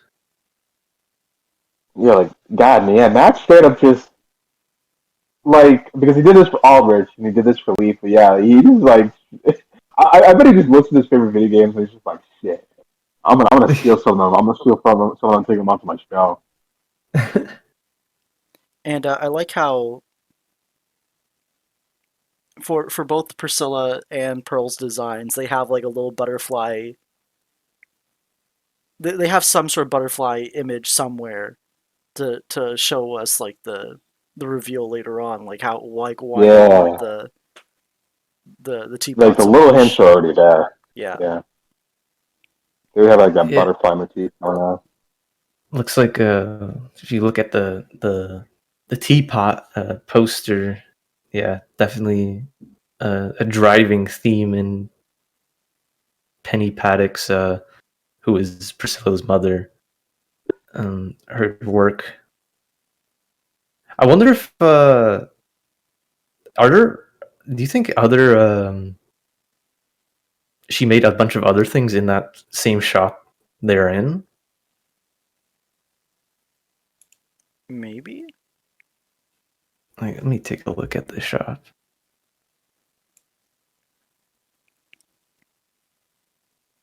Not sure, but It doesn't look like it. It looks like it's just a bunch of antiques. so you guys already discussed. Did you guys already discuss Anne signing up for this challenge? We just got to Priscilla introduction. Oh, okay. Yeah. Yeah, so they want to win the teapot, and Anne's determined as well. And I love the joke about it's like Pearl asking how to spell winner. Just put your name down, sweetie. Just put your name. Yeah, I love that. I just love that. Like, I just really love how that sort of matched up with Anne herself. Like Anne's like pretty competitive herself, right? Like, when it comes to something that she really wants to win. So like, yeah, I don't know. I just love that energy that's immediately there. Her whole personality and like everything about her, like for a side character, uh, it's it's I don't know. I feel like it's kind of rare seeing like that kind of personality and design, and depth to those kind of characters. It's kind of crazy. Yeah, once we see them more later on, yeah, like I get what you mean. They're really like they're probably my favorite Newtopia side characters. Yeah, I can't really think of Yeah, anyone like else. yeah. I don't think I mean, I guess there's Scout, but like, these. I think these two are just definitely up there. Just I don't know, just like their dynamic with Anne, like other dynamic with Anne, like like the some of the themes that they explore. Like I don't know, man. It's yeah. I mean, they're kind of matched when it comes to the Tokyo side characters. So yeah, I feel like they're a very easy argument for number one. Yeah, like I mean, we got like Sal, and then like what Jerry, like, and then like Gertie. I mean, oh yeah, right, Gertie, and then like the grandma, like, I forget her name, the old lady, But the then of old lady course, knew, and oh sorry. no, I wasn't gonna say anything else. But then of course Bella's the one who got out of all the Newtopia characters, Bella was the one who got her own moment in the finale because, Yeah. you know why. You know why. I must say, I'd say she's tied. Priscilla's tied for first in terms of favorite side characters in Utopia. And she's probably tied with the guy in Lost in Utopia in the Tails shop that goes tails, tails, tails, tails. Definitely a underrated side character in my opinion. I think like, well, I think honestly, like to go drift a little bit off topic, but like I love Anne's joke where like she's like trying to threaten Priscilla, like we're gonna destroy you, like at this derby thing that I don't know how to play or what it is. Like that's not the exact quote, but like I don't know, it's just great. Like Anne slowly starts losing her confidence, like the more she starts thinking about it. Like definitely shows her competitive spirit, but it clearly backfired on her trying to make threats to a game she doesn't even know how to play. exactly, yeah.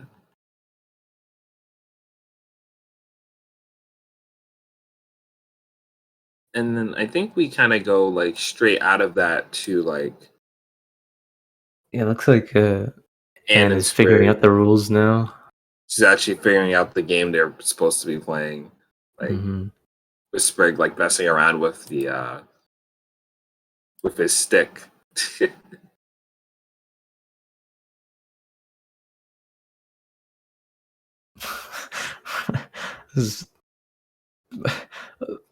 Sprig's look when the pole lands on him.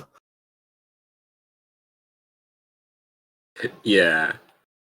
And like Yeah, that's just great. I was gonna say like I don't know exactly how the heck. Oh, yeah, also he was like, how bad is it? Like, he was like, how bad is it? I'm fucking. When you look at his eyes, he's just like, how bad is it? Like, he looks at directly in the eyes, and like, oh, God, that's hilarious.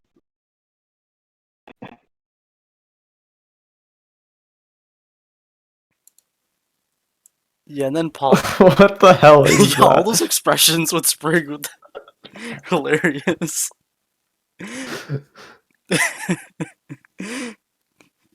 And then Polly shows up with her golden bucket, and That's right. The design. Let's talk about well, that. I wanted to talk about Polly's just because I know Oh, yeah. I know the bucket will be like another conversation, but like apparently Polly. Yeah, I just posted like a picture of Polly's face with how Just like all deflated. and how she like exposed the shopkeeper's weakness to get. I just like how they zoom in on her and like the background darkens as she like apparently like tormented this like poor person into letting her keep the bucket before just like running off to look at something else. I think it was bones or bows.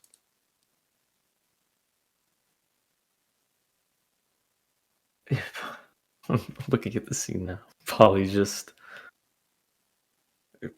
evil. I swear.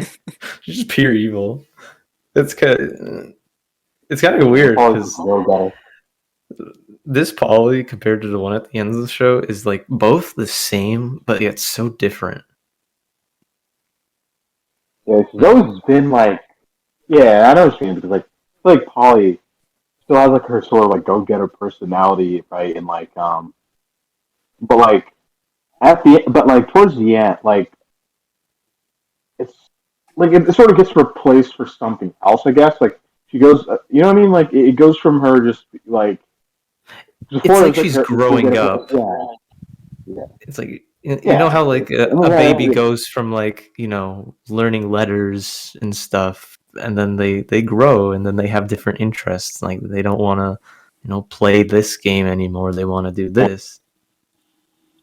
It's like different priorities. Yeah, and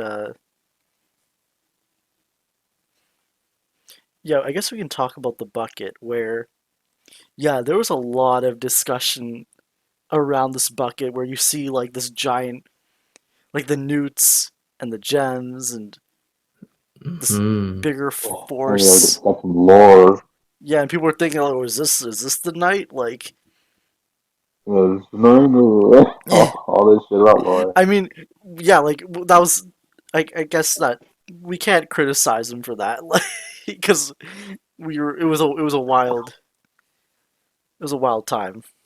Anything anything was possible. Anything went. If it reminded you anything, like anything big and amphibia looking, it was considered a night.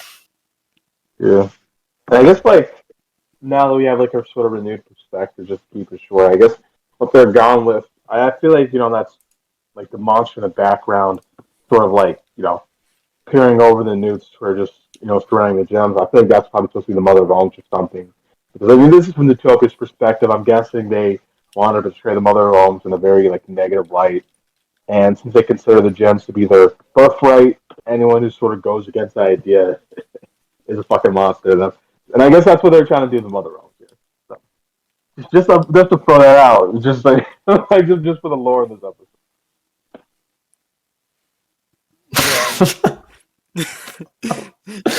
Yeah, like the mother of all, like, yeah, looking back, this might have been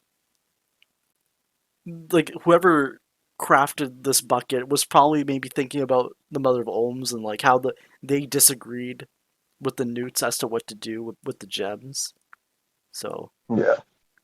Wait, but Yeah. wouldn't that like how does that work? Because like no one knows about the alms though, right? Like no, at all in modern No, Amphibia histories. they know about the Olms, but no one has seen them in like I think it was decades. Yeah, Until that's what un- Grimes says. yeah, until like Sprig and Polly like encountered. Yeah. But like I don't think does anyone know about Mother Olm? Like I don't think I at feel all, like right? I feel like if anyone knew, it would probably be the Leviathan Yeah, I bloodline. mean they knew for sure. It's like well yeah, Oh yeah, like Leaf Leaf- Leaf did know I'm about the Olms. yeah, She didn't Leaf know about did, Mother but Olm though. she's like She knew the Olms though. yeah, but like she knew like well either way, like anyone who lives in the modern era of like Amphibia now doesn't know about the Mother of Olms. So like it's kind of Yeah, that's weird. Like it true. makes you question like when was this made? Because like this bucket lived for Well, like 1,000 years. Like that's crazy. Like you know, like I don't know. Looking at the yeah, condition, it's yeah, hard to tell because this could either be completely new or just really kept in condition, like antique. But I yeah. mean, I It, think, sorry, but I think a different perspective may be that, in the mural, it's the three girls, and the big toad monster is the corruption of Amphibia. That's the symbolism, right?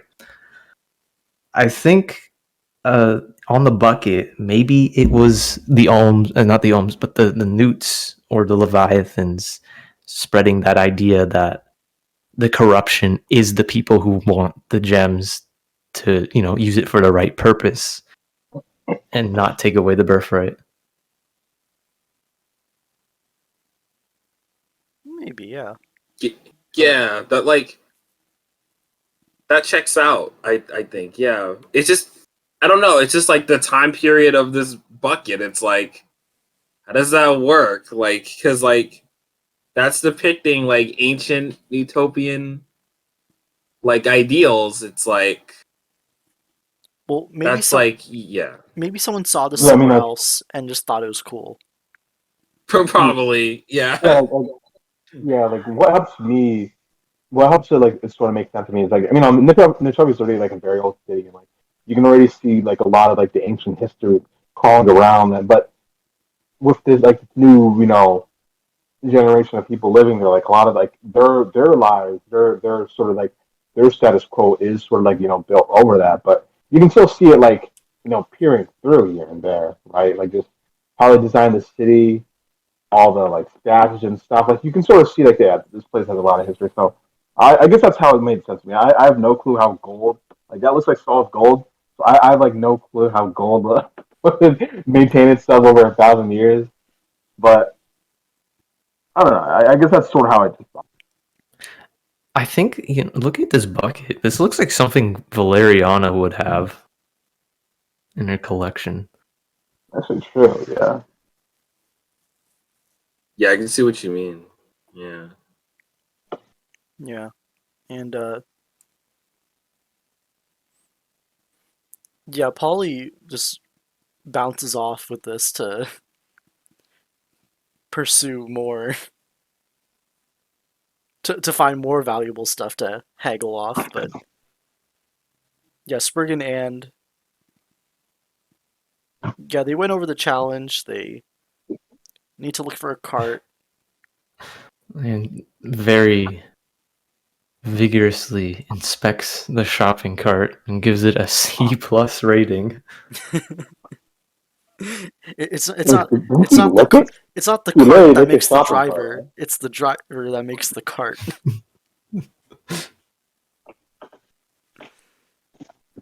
But no, I'm sorry though. Didn't she lick the cart? Yeah, she Like I did. swear she licked the cart.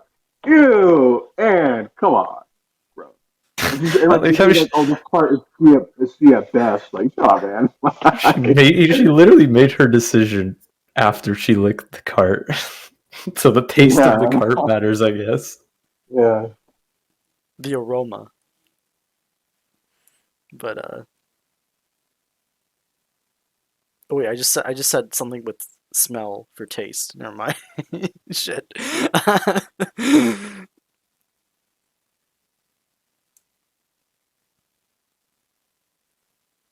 I like how, even though this derby cart is like very violent, I like how they all appreciate the fine arts.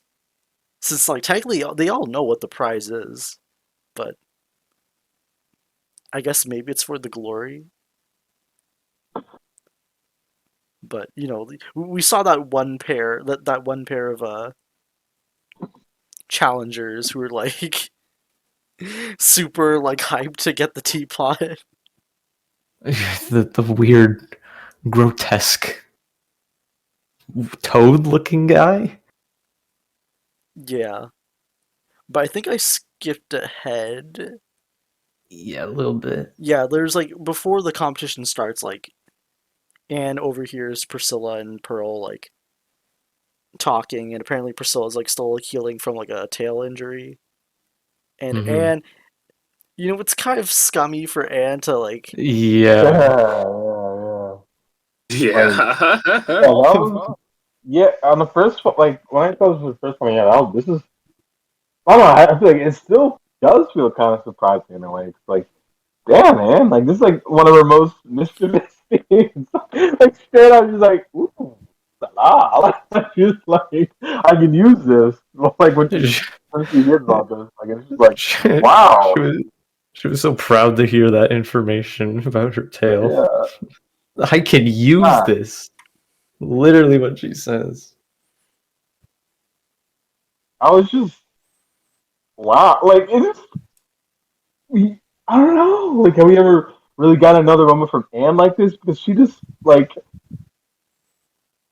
they didn't. Like, it's amazing how this is like one of her. This episode is like one of her best moments, and also like, you know, a scene where she's at like her lowest. Because oh yeah, man, like, okay, I'm gonna use that. Like, yeah, man. I think she's like, could be reaching here, but she's probably caught up in the moment due to the fact that whatever she's doing is kind of reminds her of back home and at malls. Yeah. So maybe whatever the girls did at malls, it had something to do with something competitive in nature. Yeah, I mean, I totally get that. Yeah, because we have like the whole idea that Anne is pretty driven by the fact she wants to get her mom something here, and yeah, just her competitive spirit. Yeah, I already brought it up before, but yeah, she came into this wanting to win, and Priscilla and Pearl already talked trash before, so like, yeah, like Anne definitely has that in her mind going on here. So, yeah, I also think it's like because she's playing for her mother. You know what I mean? Like this is like. I think she's very much willing to be like, nah, this is for my mom. I don't care. Let's get it. Like, like, yeah. but I think the thing is with this though is like, even though this is very mischievous, Anne kind of immediately realizes like after like the whole ordeal, like, hold on, maybe that was kind of messed up. Let me just, like tries to give her the pot back. Like after like. Priscilla like explains like why that's so important. You know what I mean? I think like it is a little messed up, but I think they worked it out at the end. So yeah, it's I guess it's just mind blowing. You know what? And like don't underestimate this girl. Like don't underestimate. Like that's the lesson here. Just don't underestimate this girl because you don't know what she's capable of. Yeah, and we also get introduced to Michelangelo. Yeah, I was about to in bring this that up. episode. Yeah. Michelangelo, like I honestly forgot that going into this. Like it's crazy because he could have just easily been this one-off gag who never shows up again for the rest of his days. But no, like they actually brought him back, and they even got his own cute moment later down the season. So that was pretty awesome. And like, I guess my only question is, I don't unless they're growing. Did they get bigger in the finale? It's like since Polly's like way bigger now, like she's not even like a little tadpole anymore. It's like you can't exactly drive her around. So it's like, what's my grand like? Like what is he there for now? Just hanging out with Bessie? Yeah, Did we ever see Michelangelo in the finale? Yeah, he was with Frobo in the final scene. Oh Like, wait, really? Oh. Yeah, he was watering the plants with Frobo, and the snares were like, on them. Okay. was he bigger though? Because like, Yeah, he looked a little he's bit not bigger. big. I don't know how he's gonna. Okay. Let me check this. Okay. Oh yeah, if he's grown, then okay, then he can definitely like potentially drive around pawing the future. Yeah. I literally just thought like, oh god, no, he's still the same size. Oh, Oh He's the same god, size as the Snurd, the baby Snurd. this nerd. Okay, yeah, I don't know what he's gonna be doing then because he can't exactly be driving Polly around anymore, right? Like, not yet. Yeah, Give it some time. I think because it was confirmed that it was about 9 like months. 9 months. Yeah, 9 months. So maybe I think snails just grow at different paces than frogs. yeah, maybe, yeah. Because Bessie is apparently like really old, and like if that's how big she is, then it probably took her a while to get to that size. That's a fair point. Yeah, and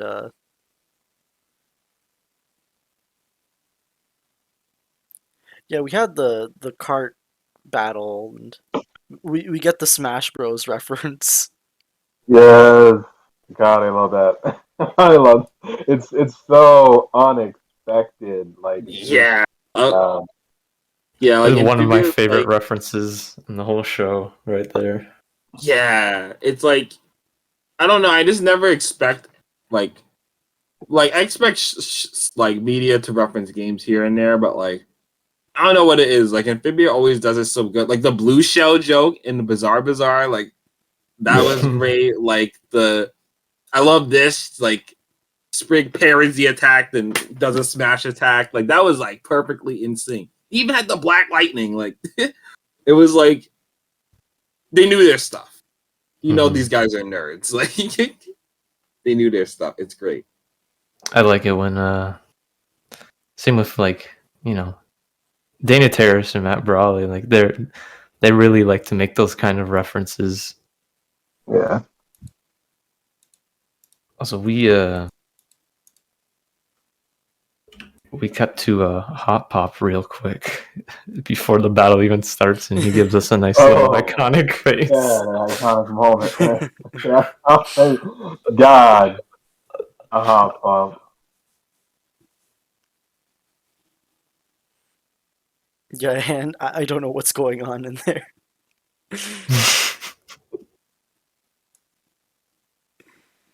Yeah, He's having a good time. Yeah. yeah, they're having. I like how I forgot her name. Pearl is just as violent as Priscilla. She has her own little mace. I kind of wish Pearl and Polly met. They probably would have gotten along well. That's Wait, I want to say, yeah, Pearl, yeah, Pearl, yeah, I was saying, like, dude, Pearl doesn't play around either. Yeah, she's got her own scar as well. Yeah, I forgot she has like a scar on her cheek. Yeah, then eventually it's like, they take everyone, like Anne and Sprig take people down, and Bowstaff Sprig is underrated. Like, it was a pretty good, like, I know the slingshot is Sprig's like signature weapon, but the Bowstaff, he was pretty good with it. Wish we got more of like Sprig using different weapons like that. That would have been sick. Yeah. It's crazy how Sprig sort of mastered it on his first game. I mean, okay, he did injury. I'm sorry, I'm going back to that fucking joke. I don't care. Like, it's one of the best jokes in the show because he just throws it up. It lands on his head, like caving his head in, and he just like, how bad is it?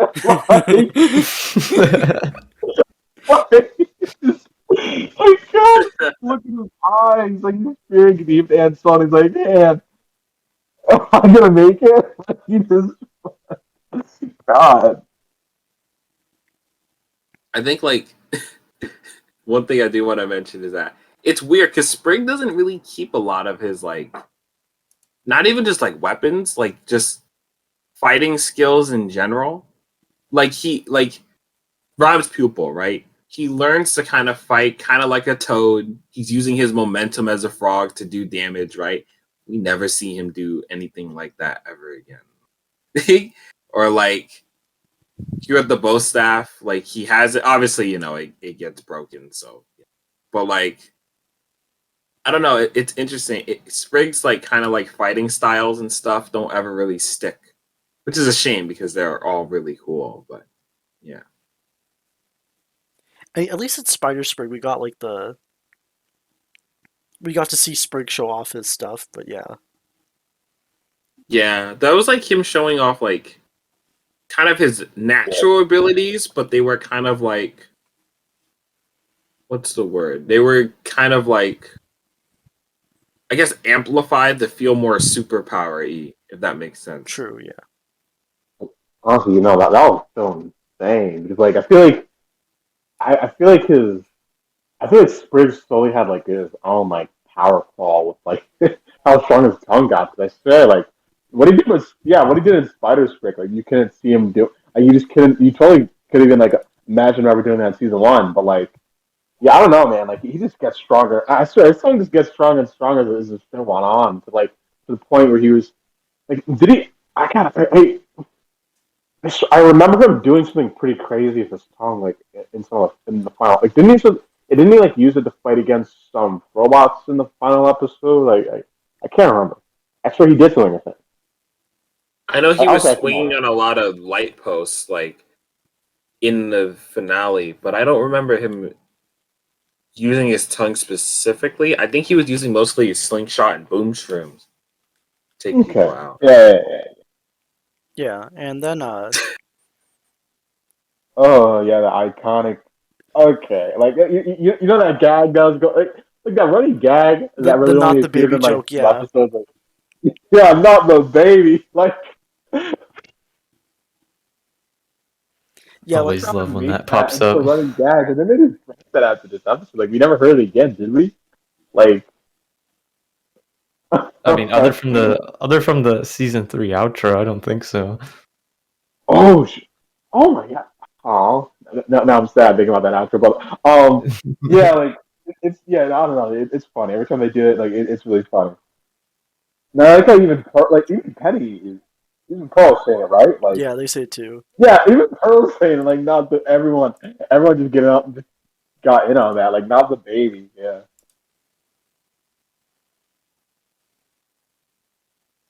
Yeah, and then yeah, like Anne and Sprig were able to avoid Polly, but then like Priscilla and Pearl, like Priscilla has to use her tail and to like kind of stop to slow herself down, and they avoid hitting Polly. And Anne, was Anne played a little dirty with she at least made sure they were okay before taking them out, but that was not an honorable move. But Just No, kind of I love blindsided them. I just love how like Polly, she just shuts her eyes and tries to back away as much as she could, and then like when she makes it out, she's like, "I wasn't scared." Like, I love that.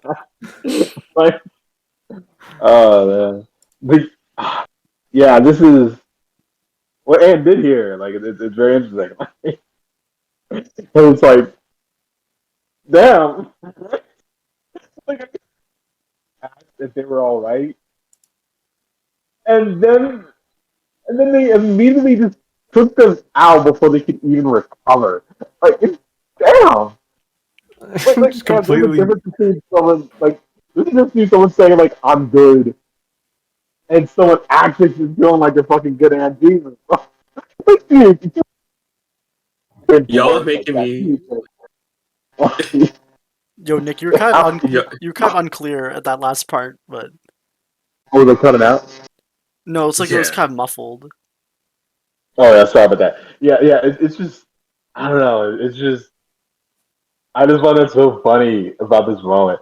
Like, and she wasn't even like she wasn't even looking for like a physical confirmation. Like, she just needed to hear the words "I'm good," so she couldn't feel any guilt. And like, I don't know. Like, I kind of love that at the same time. Like, part of me is like, "Damn, Anne, what the hell is wrong with you?" Then another part is just like, I kind of admire that. Like, where she just sort of like she's always trying to be compassionate. She's always trying to like put herself in other people's shoes and empathize with them. But like, nah, man, here like right, she's just here to take them out, and she'll like use any chance she gets to do that. She was such a savage in this episode.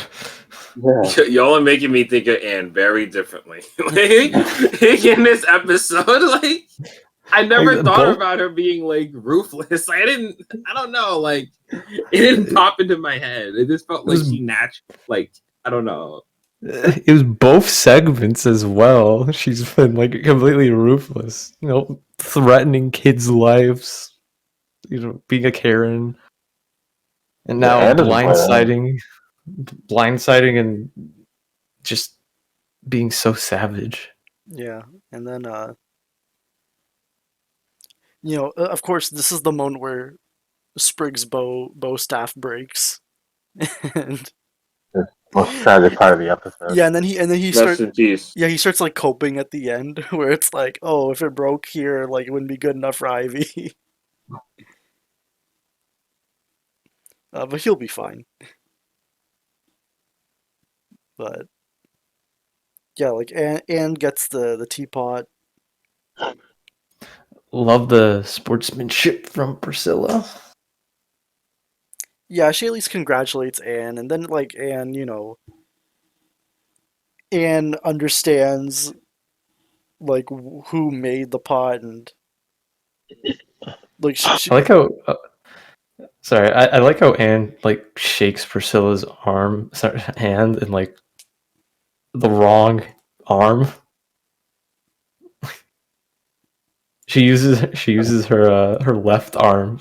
Priscilla is oh giving yeah, I out see her it. Yeah. yeah.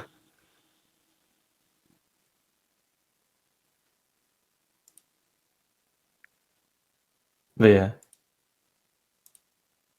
Did we talk about like Anne has like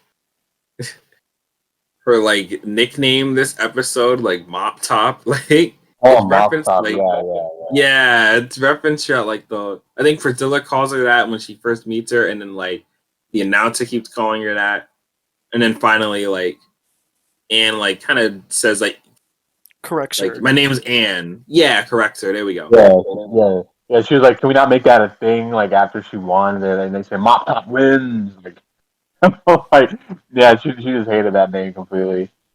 Yeah, I don't think it comes back either. I know like in the Bazaar, some like really skinny frog cars like calls Anne like string bean or something like or something along those lines. No, she Like, and I calls think Miss she calls her Sprig's boyfriend. no, it's not that. It's like I forget. It was like it wasn't the tiny frog that steals their stuff. It's like Anne bumps into one of the frogs that's like super skinny. I forget they call her something, but Oh, it like might have been String Bean then. yeah, because like they call her String Bean, and then Mr. X then uses that name for her too. So like I don't know. It's just like Yeah, Mop dang. Top never comes back. Like for a nickname for Anne. So I don't know. This is something I wanted to point out. Yeah, and yeah, like Anne once Anne realizes that the teapot, like Priscilla's mother made the teapot, like Anne gives the teapot to her. They and then like Pearl decides to help Anne out and gives Anne like the butterfly thing she had on her that she was wearing that she made herself. So it's like a one of a kind thing, one of a kind gift that she can give to her mom, and it's a nice moment where Anne kind of connects with these Utopia characters. I think that like that's probably why like it's so wholesome, and that's probably why it's like easily like my favorite. Like Priscilla and Pearl were my favorite Newtopia Yeah. characters. Plus, I just love like moments like these, just emphasizing Anne's strengths. Like the fact that like she just met these people today, but she really made like a deep, genuine connection with them over like motherhood and stuff, and that's just like that's just really sweet stuff, man. And it's like a nice, and God, I just love how they go into that after an episode like Scavenger Hunt, where it just clearly tells like what is Anne best at, what can Anne really do for people, and yeah, nah, I love the fact we got an episode like this. Yeah, I was about to actually make that connection.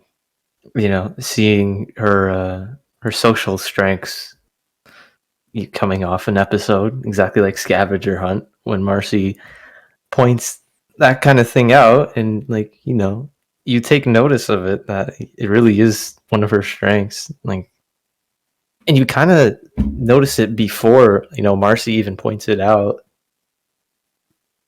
She was able to connect with all the people in Wartwood and befriend them, and so yeah, definitely a big highlight of Anne's character.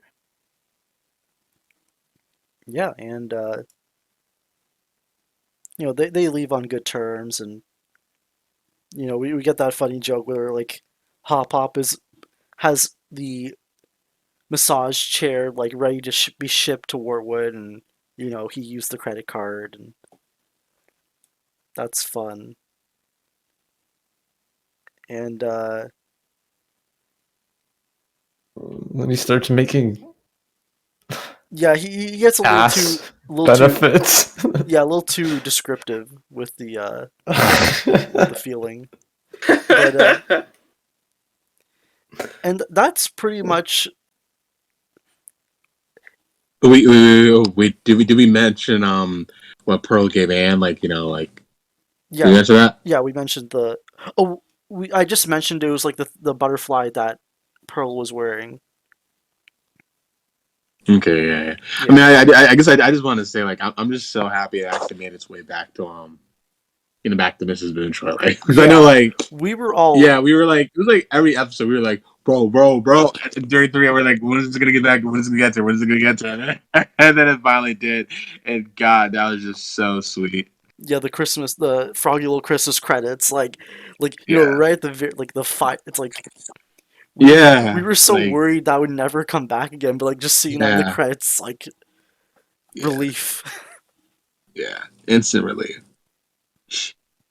Yeah. So we're gonna talk about the hopping mall stuff. I'll let each of you guys like I know everyone wants like a piece of this, but pain.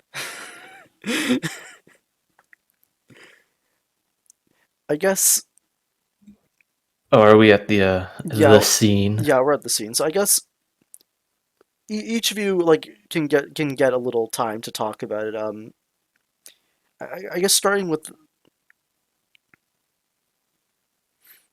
this is the scene where Anne talks about missing her mom, and then Sprig bringing up his mom, and we get that moment. And, I guess it's just like from the start of the scene, you could tell it was different. Something was going to happen. right, and I guess Yeah, Bloss, while you're like, I guess give your thoughts on Oh the man, scene, and then like we'll go through each of you guys. this scene was, in this episode as a whole, was like, this scene was the nail in the coffin, and this was the moment where I realized that Amphibia is like so much more than what it already was. To make these to like this is a Disney show we're talking about, to bring up the topic about like these deep, like emotional topics about, you know, missing someone you've never met, you know, parental death. Like that's really deep to introduce. And I mean, Brenda Song and Sprig, uh, just sorry, not Brenda, Justin Felbinger and Brenda Song, just man, they really knocked it out of the park in this scene especially. They always do a great job, but this scene it's so special. And you know, the music that accompanies it and just the beautiful backgrounds that they had, just such wallpaper worthy things. This is actually this is my opening, this is my wallpaper that I see when I open my computer. Yep, that one. Oh, lock screen. Okay. Yeah, Yeah. no, um, yeah, it's just when I saw this scene for the first time, it was it definitely pulled some heartstrings because I did relate to it a lot, but it it definitely struck something in me. And then that part where Sprig is kind of brushing the whole situation off, like, can you miss someone you've never met? Nah. And Anne understands that. As soon as Sprig brought up the fact that um her parents died, and Anne just has this complete shift in emotion. Like she's just like, what? Like, how could someone live without their mother? And the moment where she comforts Sprig, and Sprig just breaks down, it really puts a big nail in the coffin on just how special Sprig and Anne's relationship is, because Anne was able to pick up the social cue that Sprig, despite, you know, being all happy on the outside and brushing the whole thing off, it's just a matter of coping. That's literally all it is. It's just the coping mechanism to not really think about, you know, what kind of pain that is. So, and comforting Sprig, and the music, you know, settles really in, and then the end credits, it's just one of the best scenes in the entire show, and it really is special. And I just have to capitalize the end credit scenes. The end credit song was just, it was so good. But yeah, this scene is just, it really is out of this world, and it is special, really special for a cartoon show to really, you know, to have. And they say cartoons are for kids. Show them this scene. But yeah, that's my thoughts. It's a pretty long tangent, but that is my thoughts. All right. Thank you, Bloss. Impact. What are your thoughts on this last scene? Ooh. So for me, like, I think, like, you know, this is one of Amphibia's kind of biggest emotional, like, gut punches, right? And it kind of comes out of nowhere. You're like, man, that episode was pretty cool. You know, like, okay, so it ended with Hop Pop. I was about to, like, get off the couch and go get something to eat, and then they kept playing, and I'm like, oh, okay. And like, and I'm like, whoa, that got, like, how do you even describe it? Like, I think it's the first time, I think, where you kind of realize what being in Amphibia kind of means for Anne. And, like, because remember, like, Marcy Anne didn't know she was even going to Amphibia, didn't want to in the first place. And it's the first time you kind of think about, like, oh yeah, she's been stuck in this place without her parents for months. I feel like that's something that isn't really talked about in, like, a lot of other shows like this. And it's like, you really can tell, like, like she's talking about her mom. You know, they had their problems and like their issues with each other, but you know, she still loved her, and like she really misses her family, and it's yeah, it really hits like hard here, especially. And I think like yeah, I think Bloss pretty much said what a lot of what I wanted to say, but it's such an emotional like gut puncher of a scene, and how well they can kind of make Sprig's problem of not knowing his parents relate so well to like Anne's issue of not knowing them in general is just it's just beautiful, man. I love this scene so much. And when I would first watch it, I felt like I got like punched in the face emotionally. I was like, what the hell? This came out of nowhere. Like, but it works though. Like it doesn't feel like it's like it doesn't actually come out of nowhere, but it feels that way. And like I love this stuff, and it's stuff like the show continues to do moments like this too. Maybe not at the same level, but like it's great. I love this scene so much. And that's it. Thank you, Impact. Nick, what are your thoughts on this scene? Yeah, I mean, I just have to mention, you know, what it does for Anne and Sprig's relationship because yeah, it's one of the moments of like, you know, really deep vulnerability, right? Like, when it's sort of like, you know, reveal like what's hitting their heart, what's like, you know, just making them feel miserable in the moment. Like just the fact that they're able to sort of can like these two they have experienced very different lives. They come from like two very different worlds, but just the fact that they're able to sort of like connect with each other over this, you know, one thing they go that's really sweet. Like and like you know, and they're both missing their moms. Like they still have like, you know, two different experiences when it comes to that. Right? Like I mean, one of them's like, you know, one of them like their mom is dead. Like and like yeah, she's just separated from their mom and like they're in a different world. But like it's just the fact that they can hear each other out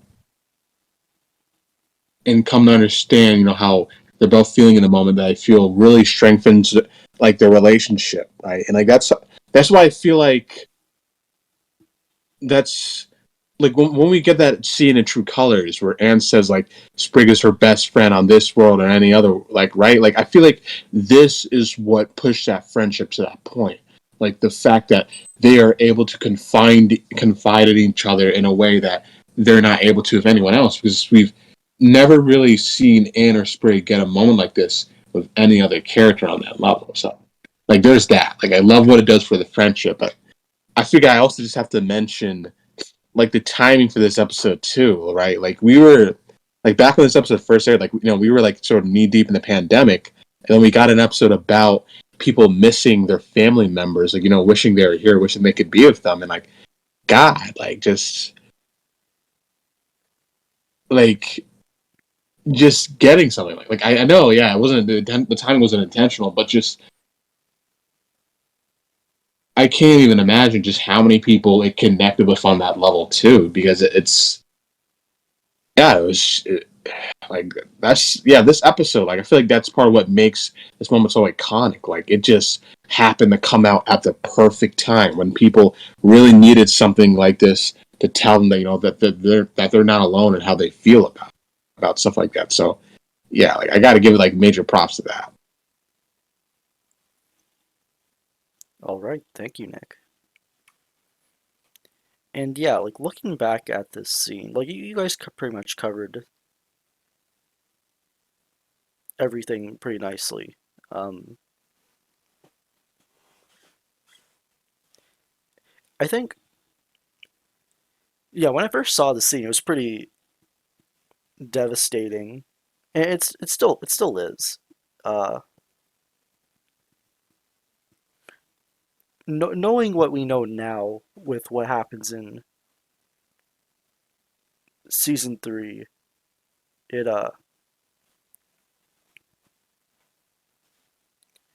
knowing that we got what we got in season three with the return to Earth,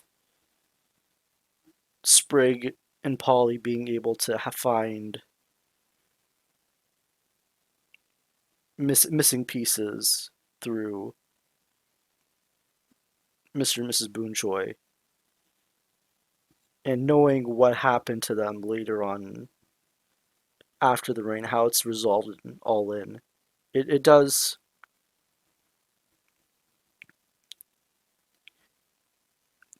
Like, those are like we get our moments of victory later on in the series, and that kind of makes that kind of like it's comforting knowing that now.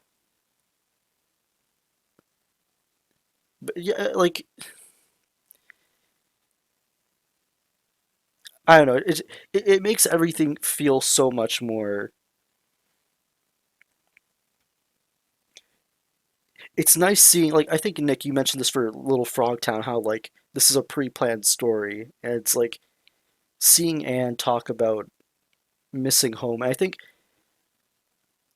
the only time I think where she, not only time, but the only time where Anne kind of stopped and reflected about like being trapped in Amphibia was, I think, Stakeout, when she's with Hop Hop and she's like just staring at like the night sky and like and starts talking to him about it. Uh, yeah, it just makes the story so much more like satisfying. Like, I'm in this moment of like letting Hopping Ball like punch me in the face, and then it's like when I recover, it's like I'm recovering by thinking about like what we get in season 3 basically. It just makes the story feel so much more complete and very like full circle. Like that's why like, I love Amphibia so much in that regard. Yeah, like the like the show is just, if despite being in a whole other world, it feels so real and ironically down to earth. Like the emotions just feel authentic. The topics are realistic, and it drives home not only the relatability but the greatness of the show, in my opinion.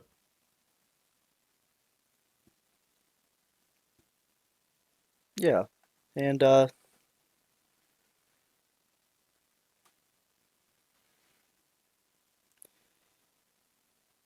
yeah, I think that's all I have to say on on the subject. I think,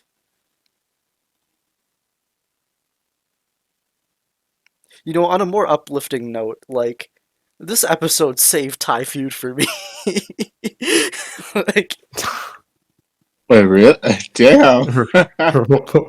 because Damn. because knowing, okay, because remember how it's like, Nick, I think you brought this up. It's like Mr. and Mrs. Boonchoy thought Anne was like, for 5 months, Anne was gone, and I think Mrs. Boonchoy, like in her workout room, her panic room, she gave up hope like after like 86, 87 days, and Ned was still like bugging her Oh about yeah, Ned. recipes after like her daughter was like, after she assumed her daughter was dead. Like, of course, like Sprig was a little shit in that episode, but he was. Jesus. I had no sympathy for Ned, and like had no problem with Sprig like taking this guy out. But even that, with like Sprig being a little like Sprig like fighting to earn like Mrs. Boonchoy's like love,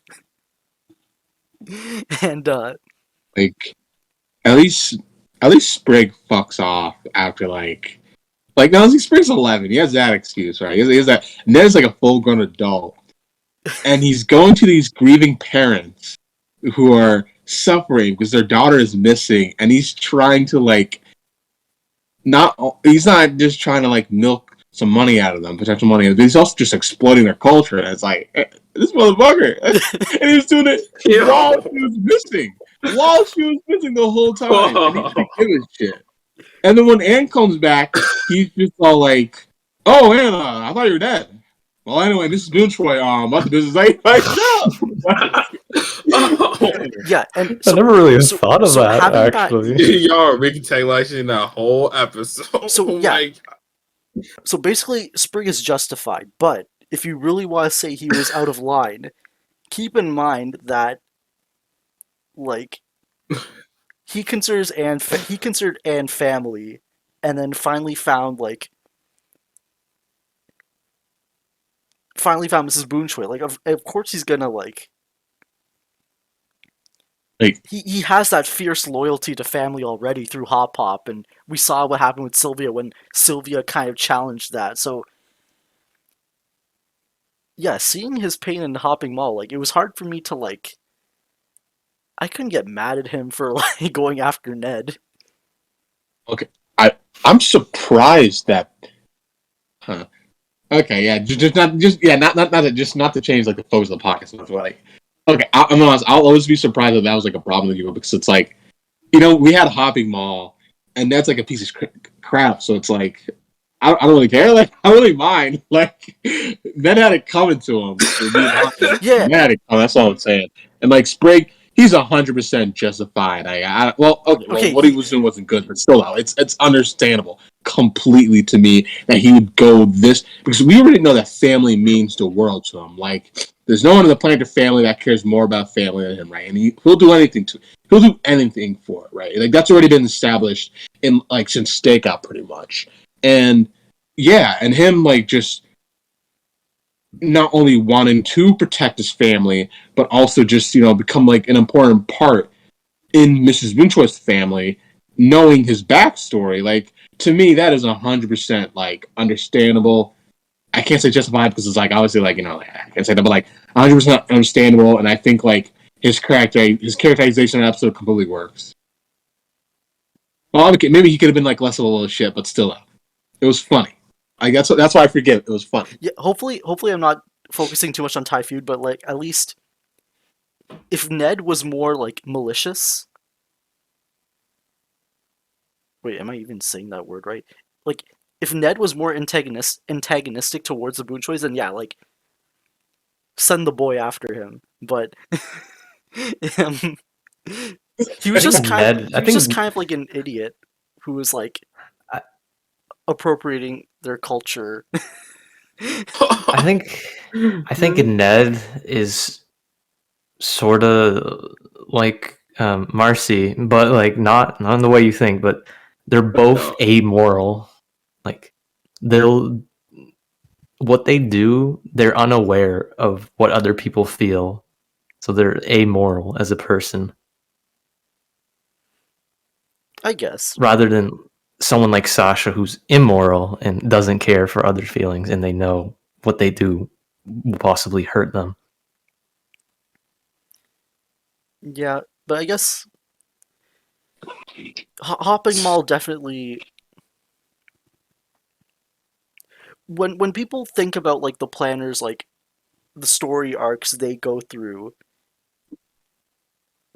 like you'd be surprised when you the more you think about it, how much like everything lines up with one another, from like everything going on with Leaf, everything going on with that book that Hop Hop finds and his fears of what happened with the parents, which were caused by the herons, and how that's affected Sprig, and how that informs like how he approaches relationships with parental figures. Like, it's not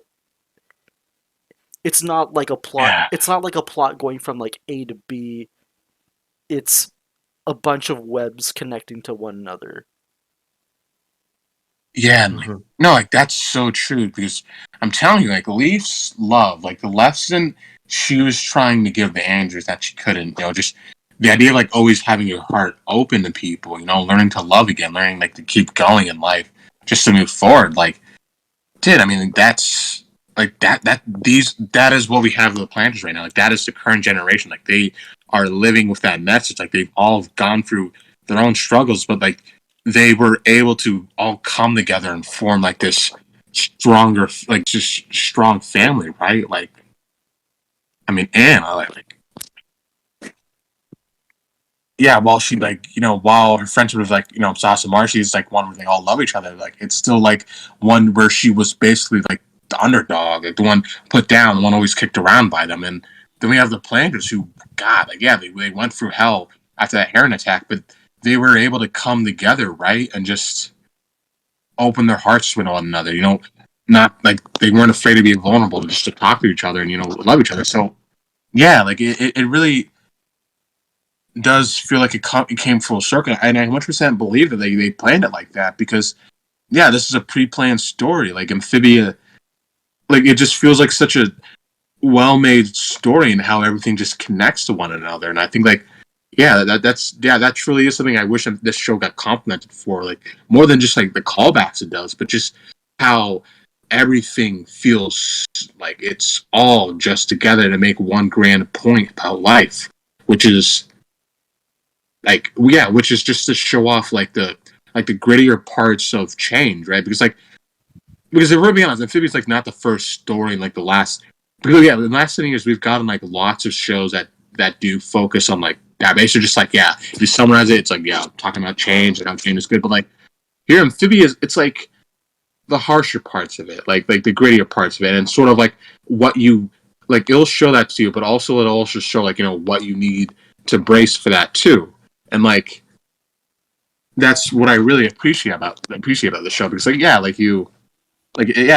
tells the characters to keep moving forward even after like losing that really loving status quo they had of each other, right? But it still tells you to keep moving forward no matter what. And I just like that's a lot of stuff I really love about Amphibia. Yeah, thanks, Nick. And I guess this is a good time to go into like final thoughts. I think Nick already pretty much gave his. That was a good way to close off the night. But I guess, Bloss, any final thoughts on Hopping Mall?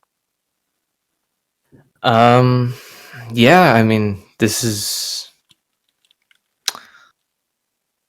nothing really much else to say other than the fact that this is one of definitely a top 5 in the whole show, if I'm being honest. For me, a really, really good episode. Had all the elements of a pretty much a perfect Amphibia episode, if I'm being honest.